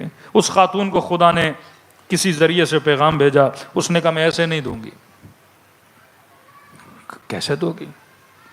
کہا بچڑے کے وزن کے برابر سونا لاؤ۔ ایک ان کے دلوں میں بچڑے کی محبت، دوسرا سونے کی محبت۔ مصر کے نظام میں یہ دو چیزیں تھیں، بچڑا پرست ہونا اور جس کے پاس سونا زیادہ ہونا۔ بچڑے سونے کے بنتے تھے۔ آج بھی آپ دیکھتے ہو کہ ہندوؤں کو سونے کا بڑا شوق ہوتا ہے، سونے کی چینیں، سونے کے بوٹ، اور پتہ نہیں یہ سونا پرست اور بچڑا پرست۔ ہمارے کلچر میں بہت ہے نا، خواتین کی جب شادی ہوتی ہے سونے کے سیٹ دیے جاتے ہیں نا، حق مہر میں سونا، یہ وہی ہندو کلچر ہے۔ سونے کے شوقین، سونا جمع کر کر کے یہ خاتون پتہ نہیں کہاں لے جائے گی، قبر میں کہاں لے جائے گی۔ کہا کہ سونے کے وزن کے برابر۔ اب جنہوں نے گھروں کے اندر سونا چھپا کے رکھا تھا، نہ زکوٰۃ دے رہے تھے نہ کچھ کر رہے تھے، وہ نکال کے گھروں سے لائے اور سارا سونا دیا ایک بچڑے کے لیے۔ کہا تب تک میری محبت تمہاری دلوں میں نہیں آتی جب تک اپنی محبتوں کو اپنے ہاتھ سے ذبح نہیں کرتے۔ یہ بت جو میں نے دل کے گھر میں بنائے ہوئے، جب تک ان بتوں کو نہیں توڑتے خدا کی محبت نہیں آتی۔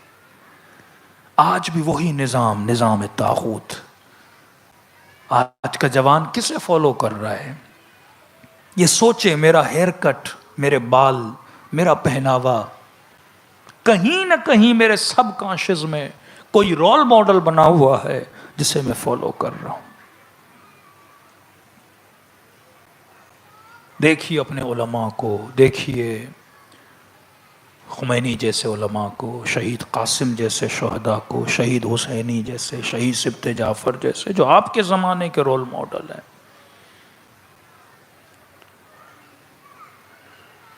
حدیث معصوم ہے، فرماتے ہیں کہ جب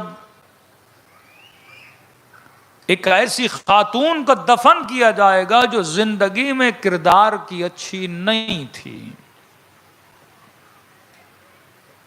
جب کفن میں لپیٹ کر اسے قبر کے اندر اتارا جائے گا تو معصوم فرماتے ہیں اللہ کے ملائک ہنسنے لگیں گے۔ تو یہ خاتون پوچھے گی ہنس کیوں رہے ہو، مجھے دفن کیا جا رہا ہے۔ کہتے ہیں جب دنیا میں تو نے اپنے بدن پہ کپڑا ڈالنا تھا تو نے نہیں ڈالا، اور آج تجھے کپڑے میں لپیٹ کے دفنایا جا رہا ہے، جبکہ آج یہ کپڑا کسی کام کا نہیں ہے، تجھے کوئی جزا نہیں دینے والا۔ جب تو نے حیا کرنا تھا، جب تو نے حجاب کرنا تھا، جب تو نے اپنا تن نامحرم سے چھپانا تھا، اس وقت تو ظاہر کرتی رہی، اظہار اندام کرتی رہی، بدن کو دکھاتی رہی، اور آج کتنی شرافت سے کفن میں لپیٹ کر 2-3 کپڑوں میں اٹھا کے تجھے قبر میں اٹھایا جا رہا ہے۔ کس کام کا یہ کفن آج؟ کہا جب اس قبر کے اندر اترے گی اور جب لوگ مٹی ڈالیں گے پھر ہنسیں گے، پھر رو کر کہے گی اب کیوں ہنس رہے ہو؟ کہا جب دنیا میں تجھے گھر کے اندر بیٹھنا تھا تو بازاروں میں گھومتی رہی، سکون اور قرار نہیں تھا تجھے اپنے گھر کے اندر، اور آج جب تمہارے جسم کی طرف کسی بھی نامحرم کی ذرہ برابر خواہش اور اٹریکشن نہیں ہے، کوئی تجھے نہیں چاہتا آج، اور آج تو خود کو اندر چھپا رہی ہے قبر کے اندر۔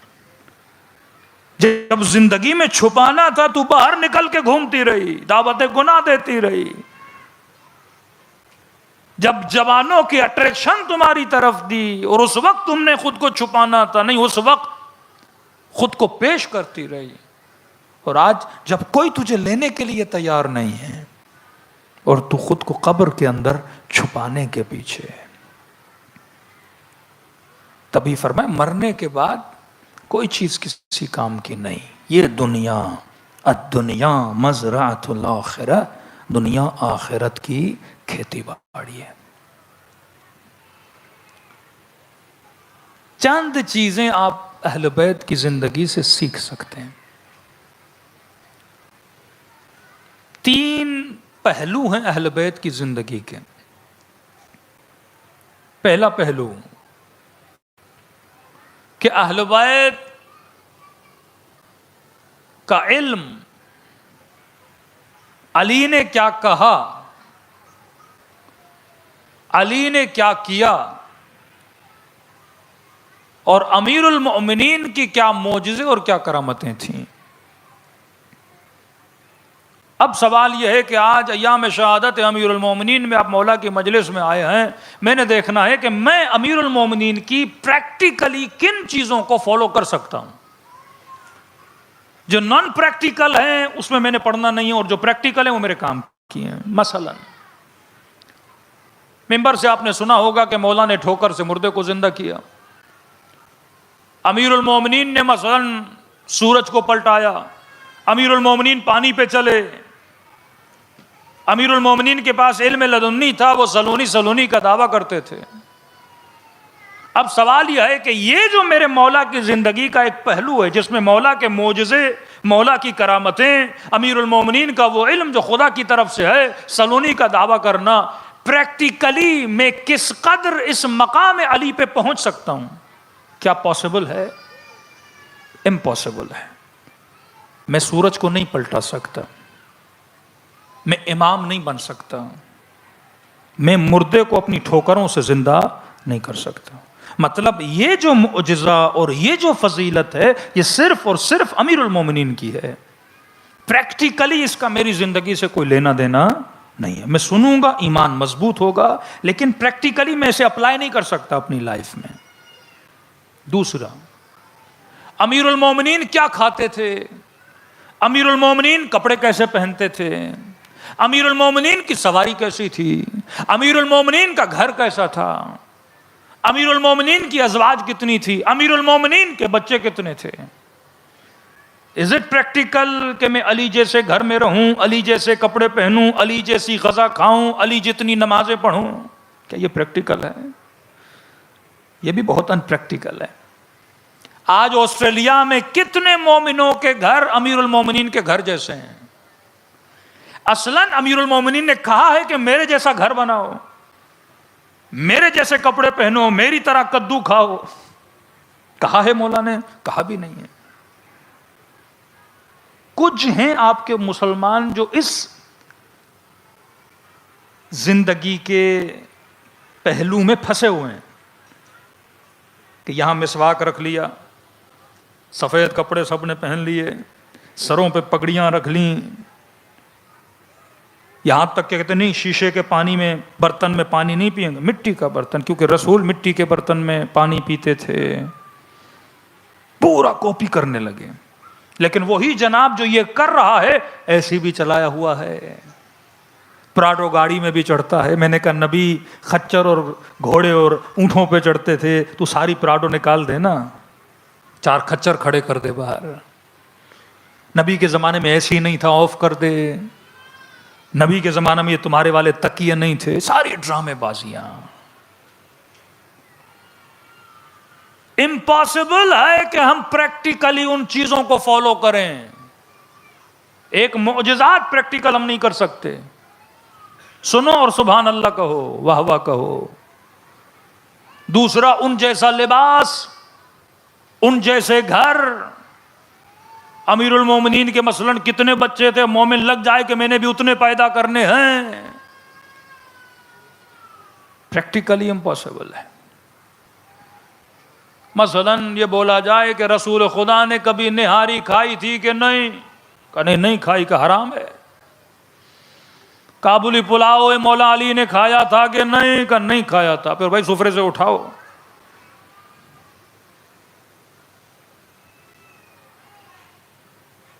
اپنے زمانے کے حساب سے جیسا گھر تھا ویسا علی نے بنایا. اپنے زمانے میں جیسی غذائیں تھیں امیر المومنین نے ویسی غذائیں کھائیں. تو دو چیزیں ان پریکٹیکل ہیں، ان کے معجزے ہم نہیں کر سکتے. ان جیسا لباس، ان جیسے گھر، ان جیسے کپڑے ان پریکٹیکل ہے. کوئی کرنا بھی چاہے سب نہیں کر سکتے، یہ ان پریکٹیکل ہے. کون سی چیز ہے علی کی جسے ہم 100% فالو کر سکتے ہیں؟ ایک چیز ہے، وہ ہے امیر المؤمنین کے بتائے ہوئے اصول. ہر زمانے میں رہتے ہوئے فالو کر سکتے ہو. مثلا میں سوال کرتا ہوں مولا کی خدمت میں، مولا علی، یہ شیعہ سوال کرتے ہیں کہ ہم کھانا کیا کھائیں مولا؟ نہاری کھائیں کہ نہیں، بریانی کھائیں کہ نہیں، پیزا کھائیں کہ نہیں، برگر کھائیں کہ نہیں؟ مولا اتنے کھانے آ گئے، آپ کے زمانے میں نہیں تھے، ہمارے زمانے میں ہیں. یہ بچہ پوچھتا ہے کہ میں کھاؤں کہ نہیں کھاؤں. مولا اصول بتا رہے ہیں. فرمایا کوئی چائنیز ہے، کوئی جاپنیز ہے، کوئی ایرانی ہے، کوئی افغانی ہے، کوئی پاکستانی ہے، کوئی ہندوستانی ہے. ہر زمانے میں ہر کلچر کے، ہر ماحول کے اپنے کھانے، ہر کلچر کا اپنا لباس، ہر تہذیب کے اپنے طور و طریقے. مولا بتائیے میں کیا کروں؟ مولا اصول بتا رہے ہیں. فرمایا کھانا وہ کھاؤ دیکھو حلال ہے کہ نہیں، طیب ہونا چاہیے، طاہر ہونا چاہیے. اصول بتا دیے. اب فرمایا تمہارے سامنے پیزا ہو یا بریانی ہو یا کوئی پلاو ہو، بس یہ دیکھنا کہ حلال ہے کہ نہیں، طیب ہے کہ نہیں، طاہر ہے کہ نہیں. ہو سکتا ہے حلال ہو پر طاہر نہ ہو سکتا ہے حلال بھی ہو، طیب طاہر بھی ہو پر طیب نہ ہو. طیب کا مطلب، ایک خاتون رسول کے زمانے میں چیزیں بیچتی تھی، آئی رسول کے پاس، یا رسول اللہ میرا شوہر مر چکا ہے، بیوہ ہوں، چیزیں بیچ کے اپنا ساز و سامان اور گھر کا خریدتی ہوں، سامان وامان. صحیح ہے کہ حلال ہے؟ آپ راضی ہیں کہ راضی ہوں، لیکن یہ تو بتا جب مارکیٹ میں بیچتی ہو، اذان کی آواز آتی ہے، نماز پڑھتی ہو؟ کہتے یا رسول اللہ گاہک بہت زیادہ ہوتے ہیں، پڑھتی ہوں پر دیر سے جا کے، کہ پہلے سامان بیچوں، 4-5 گھنٹے بعد شام میں جا کے پڑھ لیتی ہوں. نبی نے فرمایا تمہاری کمائی حلال تو ہے پر طیب نہیں ہے. یہ پاکیزگی کی اعلیٰ منزل ہے. کوئی خاتون گھر میں کھانا بناتی ہے، اچھی بات ہے، لیکن ایک مرتبہ باوضو ہو کے بناتی ہے، اس میں برکت آ جاتی ہے، اس کا طیب ہونا اور بڑھ جاتا ہے. ایک جوان ایسے بھی کام کر رہا ہے، کاروبار پہ جا رہا ہے، ہیڈ فون لگا ہوا ہے، گانے چل رہے ہیں، اپنی مستی میں کام کر رہا ہے، صحیح ہے، حلال ہے، محنت کر کے کما رہا ہے، لیکن طیب نہیں ہے.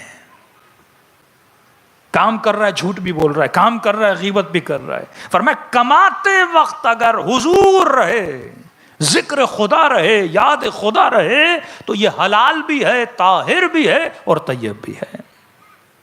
اصول بتا دیا. اب کا نہاری کھانی ہے کھاؤ، بریانی کھانی ہے کھاؤ. مولا علی مٹی کے برتن میں پانی پیوں، لوہے کے برتن میں پیوں؟ فرمایا دیکھو جو جس چیز میں پانی پی رہے ہو وہ پاک ہونی چاہیے. اصول بتا دیا. اب شیشے کا ہے، پلاسٹک کا ہے، یہ میٹر نہیں کرتا. سیدہ فاطمہ الزہرا یہ خاتون پوچھنا چاہتی ہے میں لباس کون سا پہنوں؟ عربی لباس پہنوں دشداشا، پاکستانی شلوار قمیض پہنوں، یا ویسٹرن کلچر کے کپڑے پہنوں؟ کیسے پتا چلے؟ جوان کہتے ہیں مولانا پینٹ شرٹ پہننا حلال ہے، حرام ہے، کیا کریں؟ مولا اصول بتا رہے ہیں. فرمایا لباس وہ پہنو جو لباس حیا ہو، جو لباس عفت ہو. اب کوئی بھی لباس ہو کسی بھی کلچر کا، اس میں حیا ہونا چاہیے. حیا کی ڈیفینیشن کیا ہے؟ ایسا لباس نہ ہو جس سے جن سے مخالف میری طرف کیا ہو؟ اٹریکٹ ہو. مرد ایسا لباس پہنے، مثلا کسی جوان کو میں نے کہا باڈی بلڈنگ کیوں کرتے ہو؟ کہ مولانا فٹنس کے لیے. میں نے کہا ٹھیک ہے کی تو ہے، اب اگلی بار جب باہر روڈ پہ آؤ نا ٹی شرٹ نہیں پہننا. کہ مولانا پھر باڈی بلڈنگ کا فائدہ کیا؟ ڈولے شولے تو کس کے لیے؟ اللہ کے لیے بنا رہا ہے یا 4 عورتوں کو اٹریکٹ کرنے کے لیے بنا رہا ہے؟ کوئی اتنی محنت کروں، یہ کٹس اور وٹس یہ کس کو دکھاؤں گا؟ میں نے کہا خود آئینے میں دیکھ کے خوش ہو بھائی. شادی کی ہے، بیوی کو دیکھ کے خوش کر. لوگوں کے لیے نہ بنا جسم، حرام ہے. علی جیسا شجاع نہیں تھا، پر علی نے شجاعت خدا کے لیے استعمال کی ہے۔ ایسا لباس نہ پہنو جو تنگ لباس ہو، ایسا لباس نہ پہننا جو نازک لباس ہو، جس سے تمہارا بدن نظر آئے۔ یہ لباس حیا نہیں ہے، یہ لباس عفت نہیں ہے۔ کئی جوان میں نے دیکھے ہیں، پتہ نہیں کیا ہو جاتا ہے، چلو پینٹ شرٹ پہنتے ہو لیکن حیا کے دائرے میں۔ جناب نے شرٹ پہنی ہے، نماز پڑھتا ہے، جماعت میں بھی آتا ہے، سجدے میں جاتا ہے، اور جب سجدے میں گیا تو شرٹ اوپر اور پینٹ پتہ نہیں کہاں چلی گئی۔ اپنی نماز کو تو تباہ کیا، جو پیچھے کھڑے ہیں ان کا بھی ستیہ ناش کر دیا اس نے۔ عراق میں ایک ایرانی جوان آگے کھڑا تھا اور پیچھے عراقی نماز پڑھ رہا تھا، حرم امیر المومنین میں۔ یہ بیچ میں فیشن آیا تھا نا کہ پتہ نہیں پینٹیں لٹکتی رہیں اور اندر سے انٹرنل لباس بھی نظر آتا رہے۔ اب یہ جیسے سجدے میں گیا، اس کی پینٹ نیچے ہو گئی۔ اس عراقی نے اپنی نماز توڑ کے اس کی پیٹھ میں ایسا چماٹا مارا، جوان چیختا رہا۔ مجھے مولا علی کا وہ تماچا یاد آ گیا جو حج کے درمیان کسی جوان کو علی نے مارا تھا۔ کہ بدبخت، تو نماز پڑھ رہا ہے یا بے حیائی پھیلا رہا ہے؟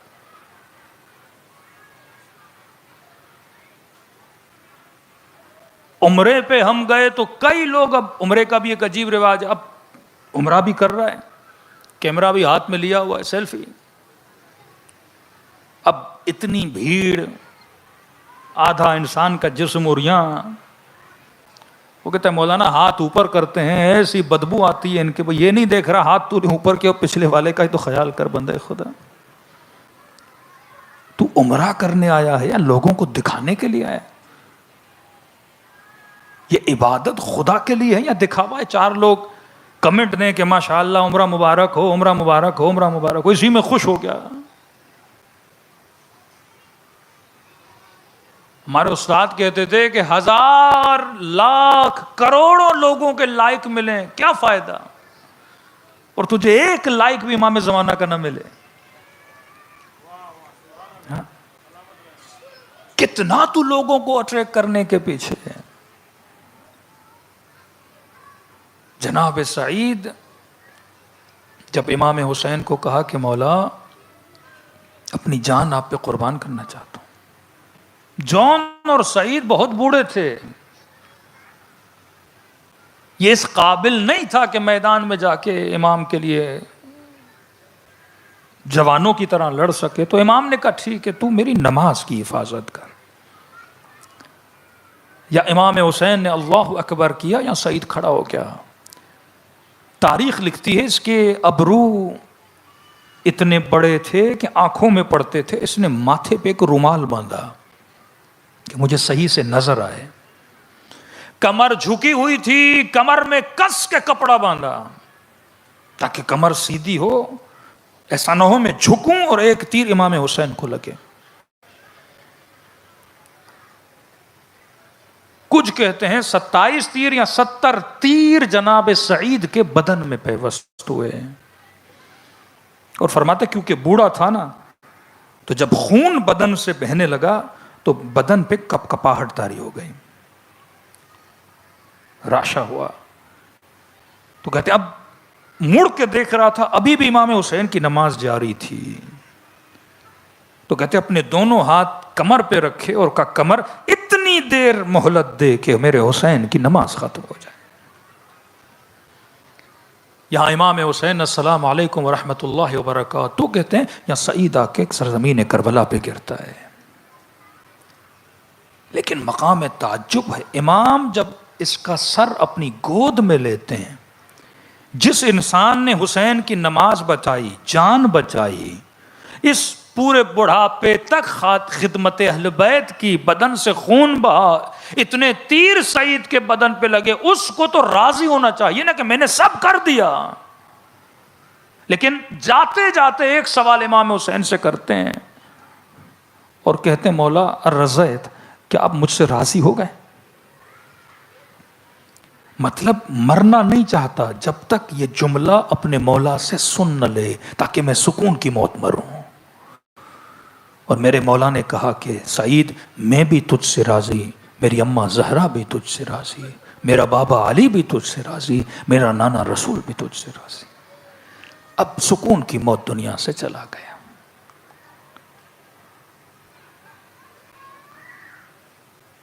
سمجھیے شیطان کے حربوں کو، وہ غلط محبتوں کے ذریعے یہ پوری فیشن انڈسٹری کس کے بہاف پہ بنتی ہے؟ یہ فلم اینڈ ڈرامہ انڈسٹری کے بہاف پہ۔ ہماری غلطی یہ تھی کہ جب سنیما آیا تو ہم نے شروع میں حرام کے فتوے دیے، وی سی آر حرام ہے، کیسٹ حرام ہے، سی ڈی حرام ہے، کمپیوٹر حرام ہے، یہ حرام ہے وہ حرام۔ اس کے بجائے کہ ہم اس ٹول کو استعمال کرتے، اپنے رائٹر بناتے، اپنے ایکٹر بناتے، اپنی پوری فلم انڈسٹری بناتے، تاکہ ہم بھی اس ٹول کے ذریعے سے اپنے بچوں کو وہ دکھائیں جو خدا دکھانا چاہتا ہے۔ فلم انڈسٹری امیجنیشن کا نام ہے۔ آپ جو سوچتے ہو اس نے اپنی سوچ کو سنیما کے پردے پہ اتارا۔ ہم بھی الہی سوچ کو پردے پہ اتار سکتے تھے، لیکن ہم بہت پیچھے رہے ہیں۔ آج آپ میں سے کتنے لوگوں نے جناب مختار کے بارے میں کوئی کتاب پڑھی ہوئی ہے؟ شاید کوئی ایک تو بندہ۔ پوری قوم جناب مختار کو جانتی ہے جناب مختار کے ڈرامے سے۔ تصویر کا اتنا زیادہ امپیکٹ ہوتا ہے آپ کے اوپر کہ 10 کتابوں میں انسان وہ نہیں پڑھ سکتا جتنا ایک ڈرامے میں انسان سیکھ جاتا ہے۔ تو انہوں نے وہی سائیکولوجی انسان کی ریڈ کی کہ انسان کو تصویر پسند ہے الفاظ سے زیادہ، کیونکہ 24 آورز انسان امیجنیشن میں رہتا ہے، تصویریں بناتا ہے۔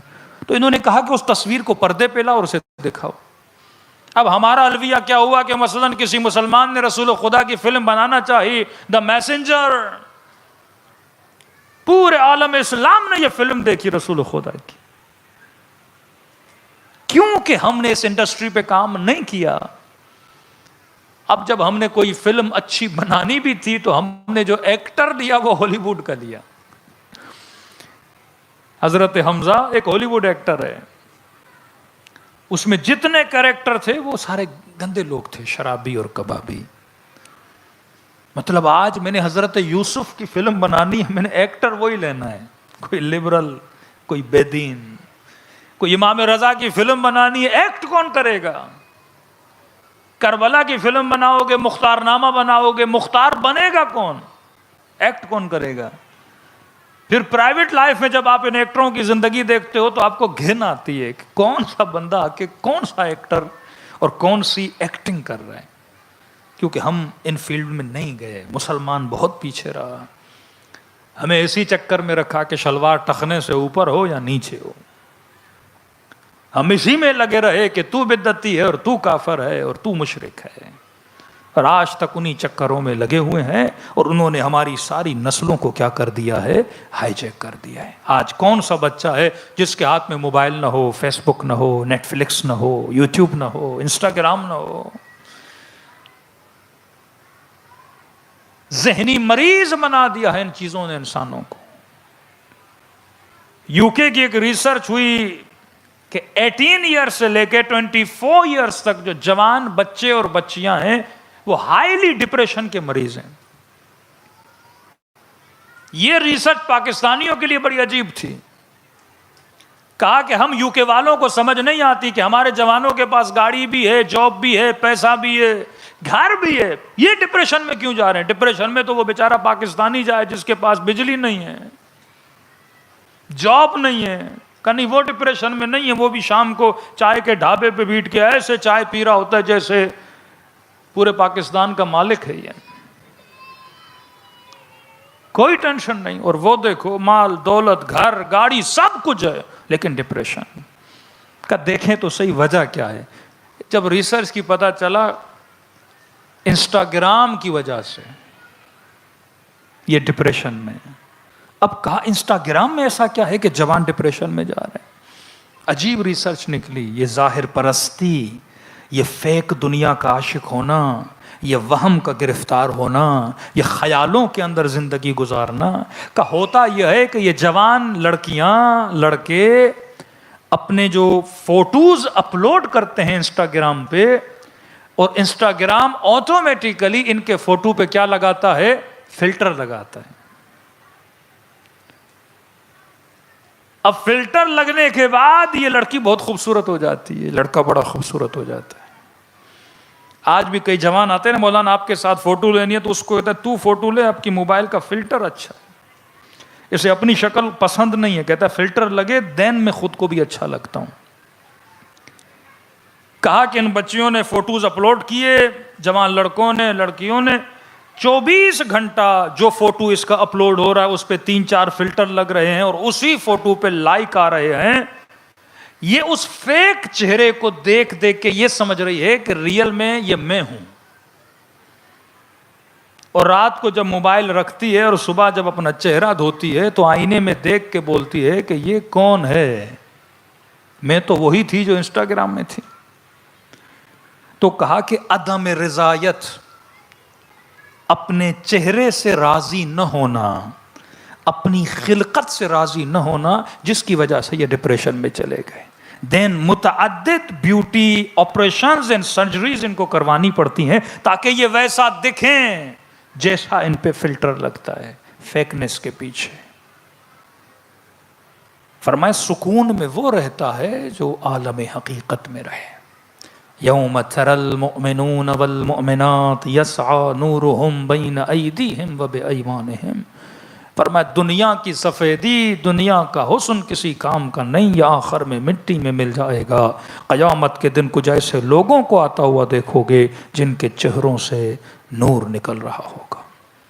امیر المومنین فرماتے ہیں کہ میرے شیعہ قیامت کے دن نور کے ممبروں پہ بیٹھے ہوں گے، یہاں پہ جسموں کو نہیں بلکہ اپنی روحوں کو نورانی کرنے کے لیے آئے ہیں۔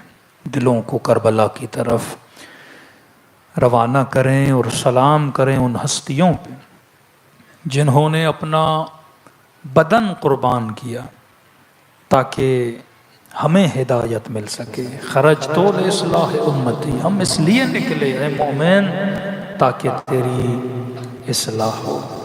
برترین نام نام حسین ہے، جو دلوں کو نرم کرتا ہے، جو آنکھوں کو پرنم کرتا ہے۔ خلوص دل سے اپنے وجود کو کربلا کی طرف روانہ کریں اور سلام کریں ابی عبداللہ الحسین۔ السلام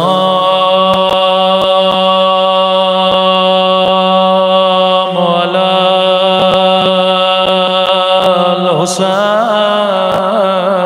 الحسین وعلی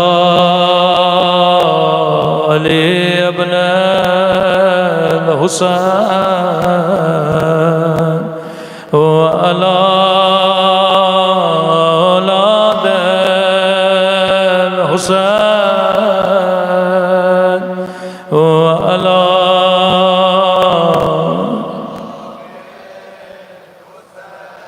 سب مل کے السلام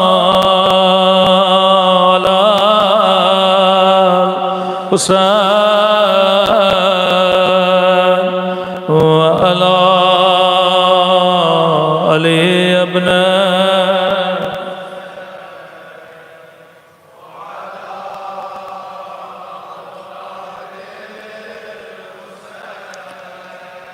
وعلی اصحاب۔ خلوص دل سے السلام علی الحسین وعلی علی ابن وعلی اولاد الحسین وعلی اصحاب۔ میرا سلام زینب کی یتیم بہن، میرا سلام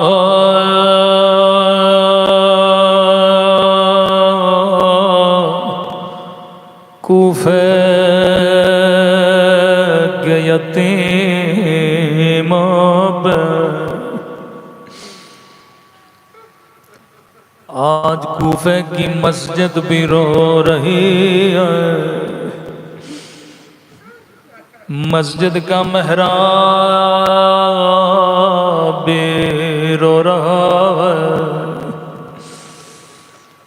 آج کوفے کے یتیم انتظار میں ہیں، کون ہمارے لیے کھانا لائے گا۔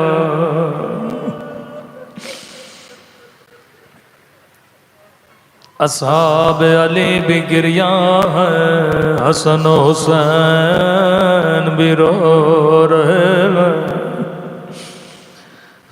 لیکن سب سے زیادہ آج زینب رو رہی ہے۔ بیٹیاں بابا سے بڑا پیار کرتی ہیں، بڑی مظلومہ بی بی ہے سیدہ زینب، ایسے لقب نہیں ملا ام المصائب۔ میں نے کل بھی عرض کیا اس بی بی کی مصیبتیں بڑی ہیں، جس بی بی نے بچپن میں اماں کی ٹوٹی ہوئی بسلیاں دیکھی، جوانی میں بابا علی کا زخمی سر دیکھ، ابھی زخم تازہ تھا، اس بی بی زینب نے حسن کے جگر کے ٹکڑے دیکھے۔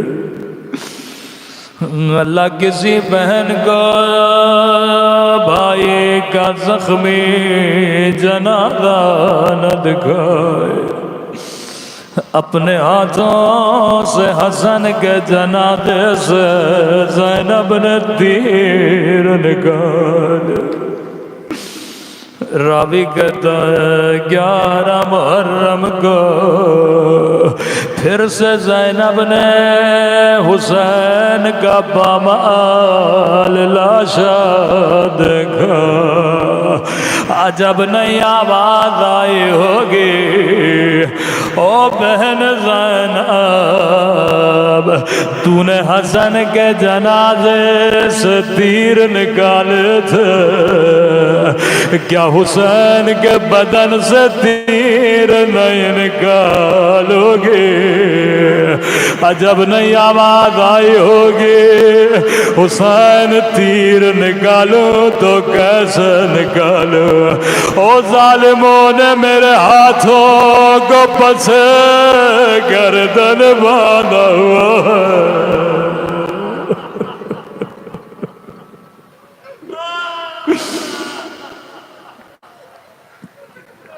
زیارت ناہیہ میں امام زمانہ نے ان ہاتھوں کا ذکر کیا ہے۔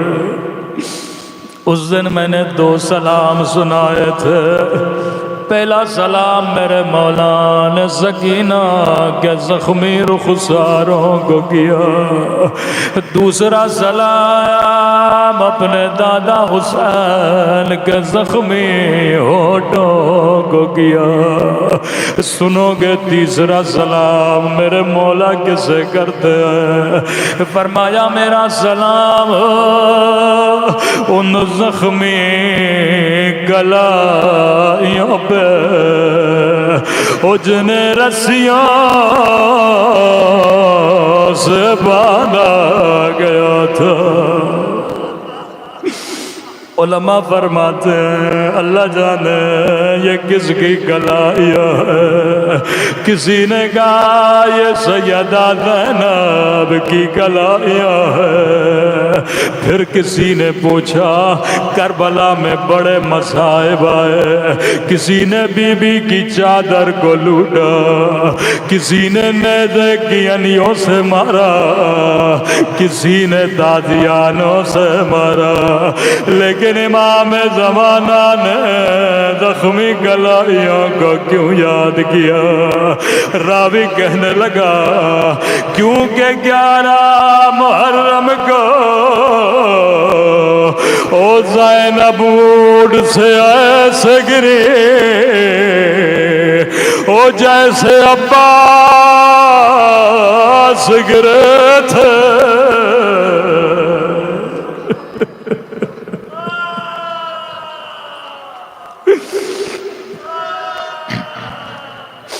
شاید کوئی بچہ مجھ سے سوال کرے مولانا یہ آپ نے کیا پڑھا؟ زینب عباس کی طرح اونٹ سے گری۔ کہنے لگا مولانا زینب کے بازو سلامت تھے، عباس کے بازو سلامت نہیں تھے۔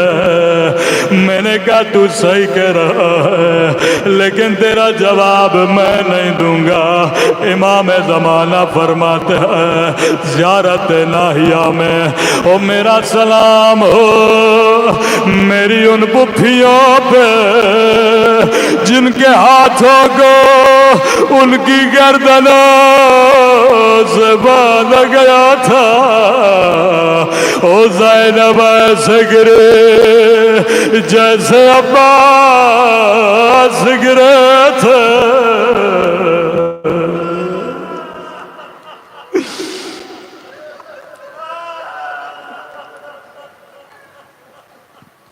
مجھے خدا کی قسم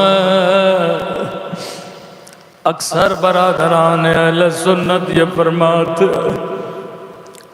آپ اتنے علی کے مصائب کیوں پڑھتے ہو، سیدہ زہرا کے مصائب کیوں پڑھتے ہو؟ میں نے کہتا ہوں مجھے خدا کی قسم اگر مدینے میں آگ نہ لگتی کبھی کربلا میں خیموں کو آگ نہ لگتی، اگر مدینے میں پسلیاں نہ توڑی جاتی کبھی کربلا میں حسین کے بدن پہ گھوڑے نہ دوڑائے جاتے۔ لہی کہنے لگا ابن سعد جب میں نے حسین کے بدن پہ گھوڑے دوڑائے میں نے اپنی کانوں سے حسین کی پسلیاں ٹوٹنے کی آواز سنی تھی۔ میں کہتا ہوں مجھے خدا کی قسم اگر مدینے میں زہرا کو تماچے نہ مار جاتے او کبھی کربلا میں سکینہ کو تماچے نہ مار جاتے۔ مجھے خدا کی قسم اگر مدینے میں علی کے ہاتھوں میں رسیاں نہ باندھی جاتے او کبھی کوفے کی بازار میں زینب کے ہاتھوں میں رسیاں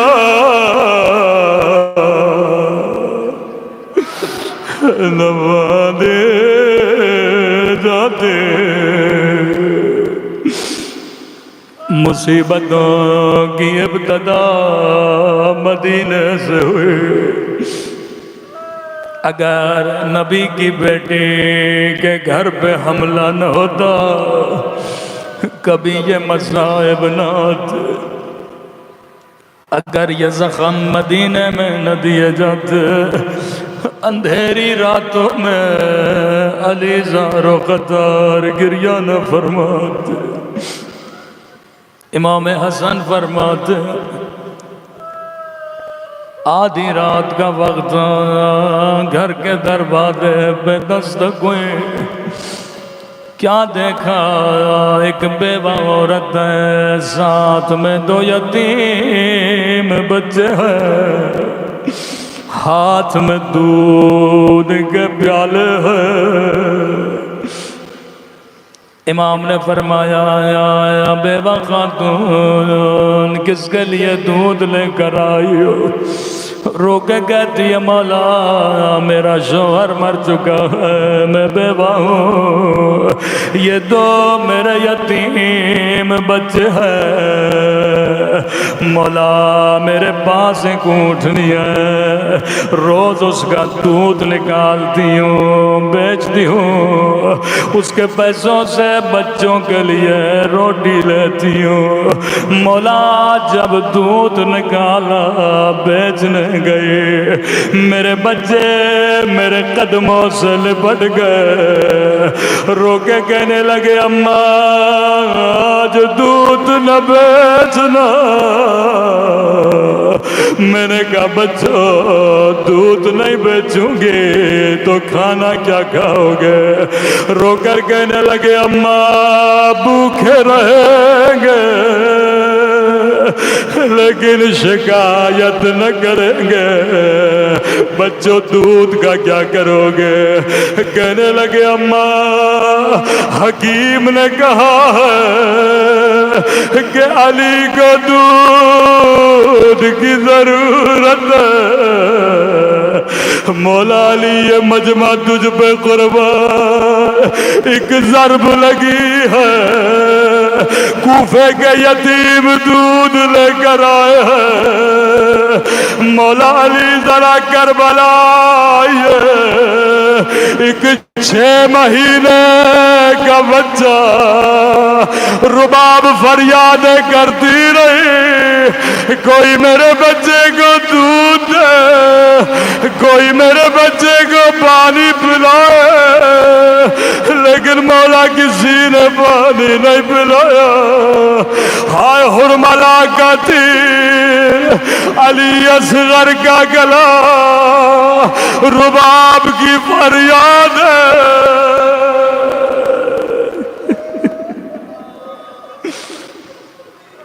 الا لعنت اللہ علی القوم الظالمین۔ پروردگار تجھے حسنین کی یتیمی کا واسطہ، تجھے کوفے کے یتیموں کا واسطہ، خدایا فلسطین کے یتیموں پر رحم فرما، ہمارے مولا اور آقا امام زمانہ کا ظہور فرما، اے خدایا ہم سب کے صغیرہ کبیرہ گناہ معاف فرما، ہمارے والدین کے صغیرہ کبیرہ گناہ معاف فرما، ہم سب کو شفاعت امام حسین نصیب فرما، ہمارے مرحومین کے گناہوں کو معاف فرما، اے خدایا عالم برزخ میں امام حسین کی شفاعت نصیب فرما، جو زیارت کربلا کے متمنی ہیں انہیں کربلا کی زیارت نصیب فرما، ہمارے جوانوں کی عزتوں کی حفاظت فرما، ماؤں بہنوں کے چادروں کی حفاظت فرما، ہمارے نسلوں کو سیرت علی اور آل علی پہ چلنے کی توفیق نصیب فرما۔ پروردگارا ایک لمحہ بھی اپنی یاد سے ہمیں غافل نہ فرما، ہم سب کو زبان ذاکر عطا فرما، بدن صابر عطا فرما، دل شاکر عطا فرما، عقل سالم عطا فرما، جو مانگا نہیں مانگا اپنے خزانہ قدرت سے ہم سب کو نصیب فرما۔ جن جن مومنین نے التماس سے دعا کہا خدایا ان کی دعاؤں کو قبول فرما، جو بیمار ہیں انہیں شفاء کاملہ عاجلہ نصیب فرما۔ دشمنان اسلام، دشمنان شیعہ، دشمنان اہل بیت اگر ہدایت کے قابل نہیں خدایا ان سب کو نیست و نابود فرما، ہمارے مراجع عظام حکومت اسلامی کی حفاظت فرما۔ ربنا تقبل منا انک انت السمیع الدعاء۔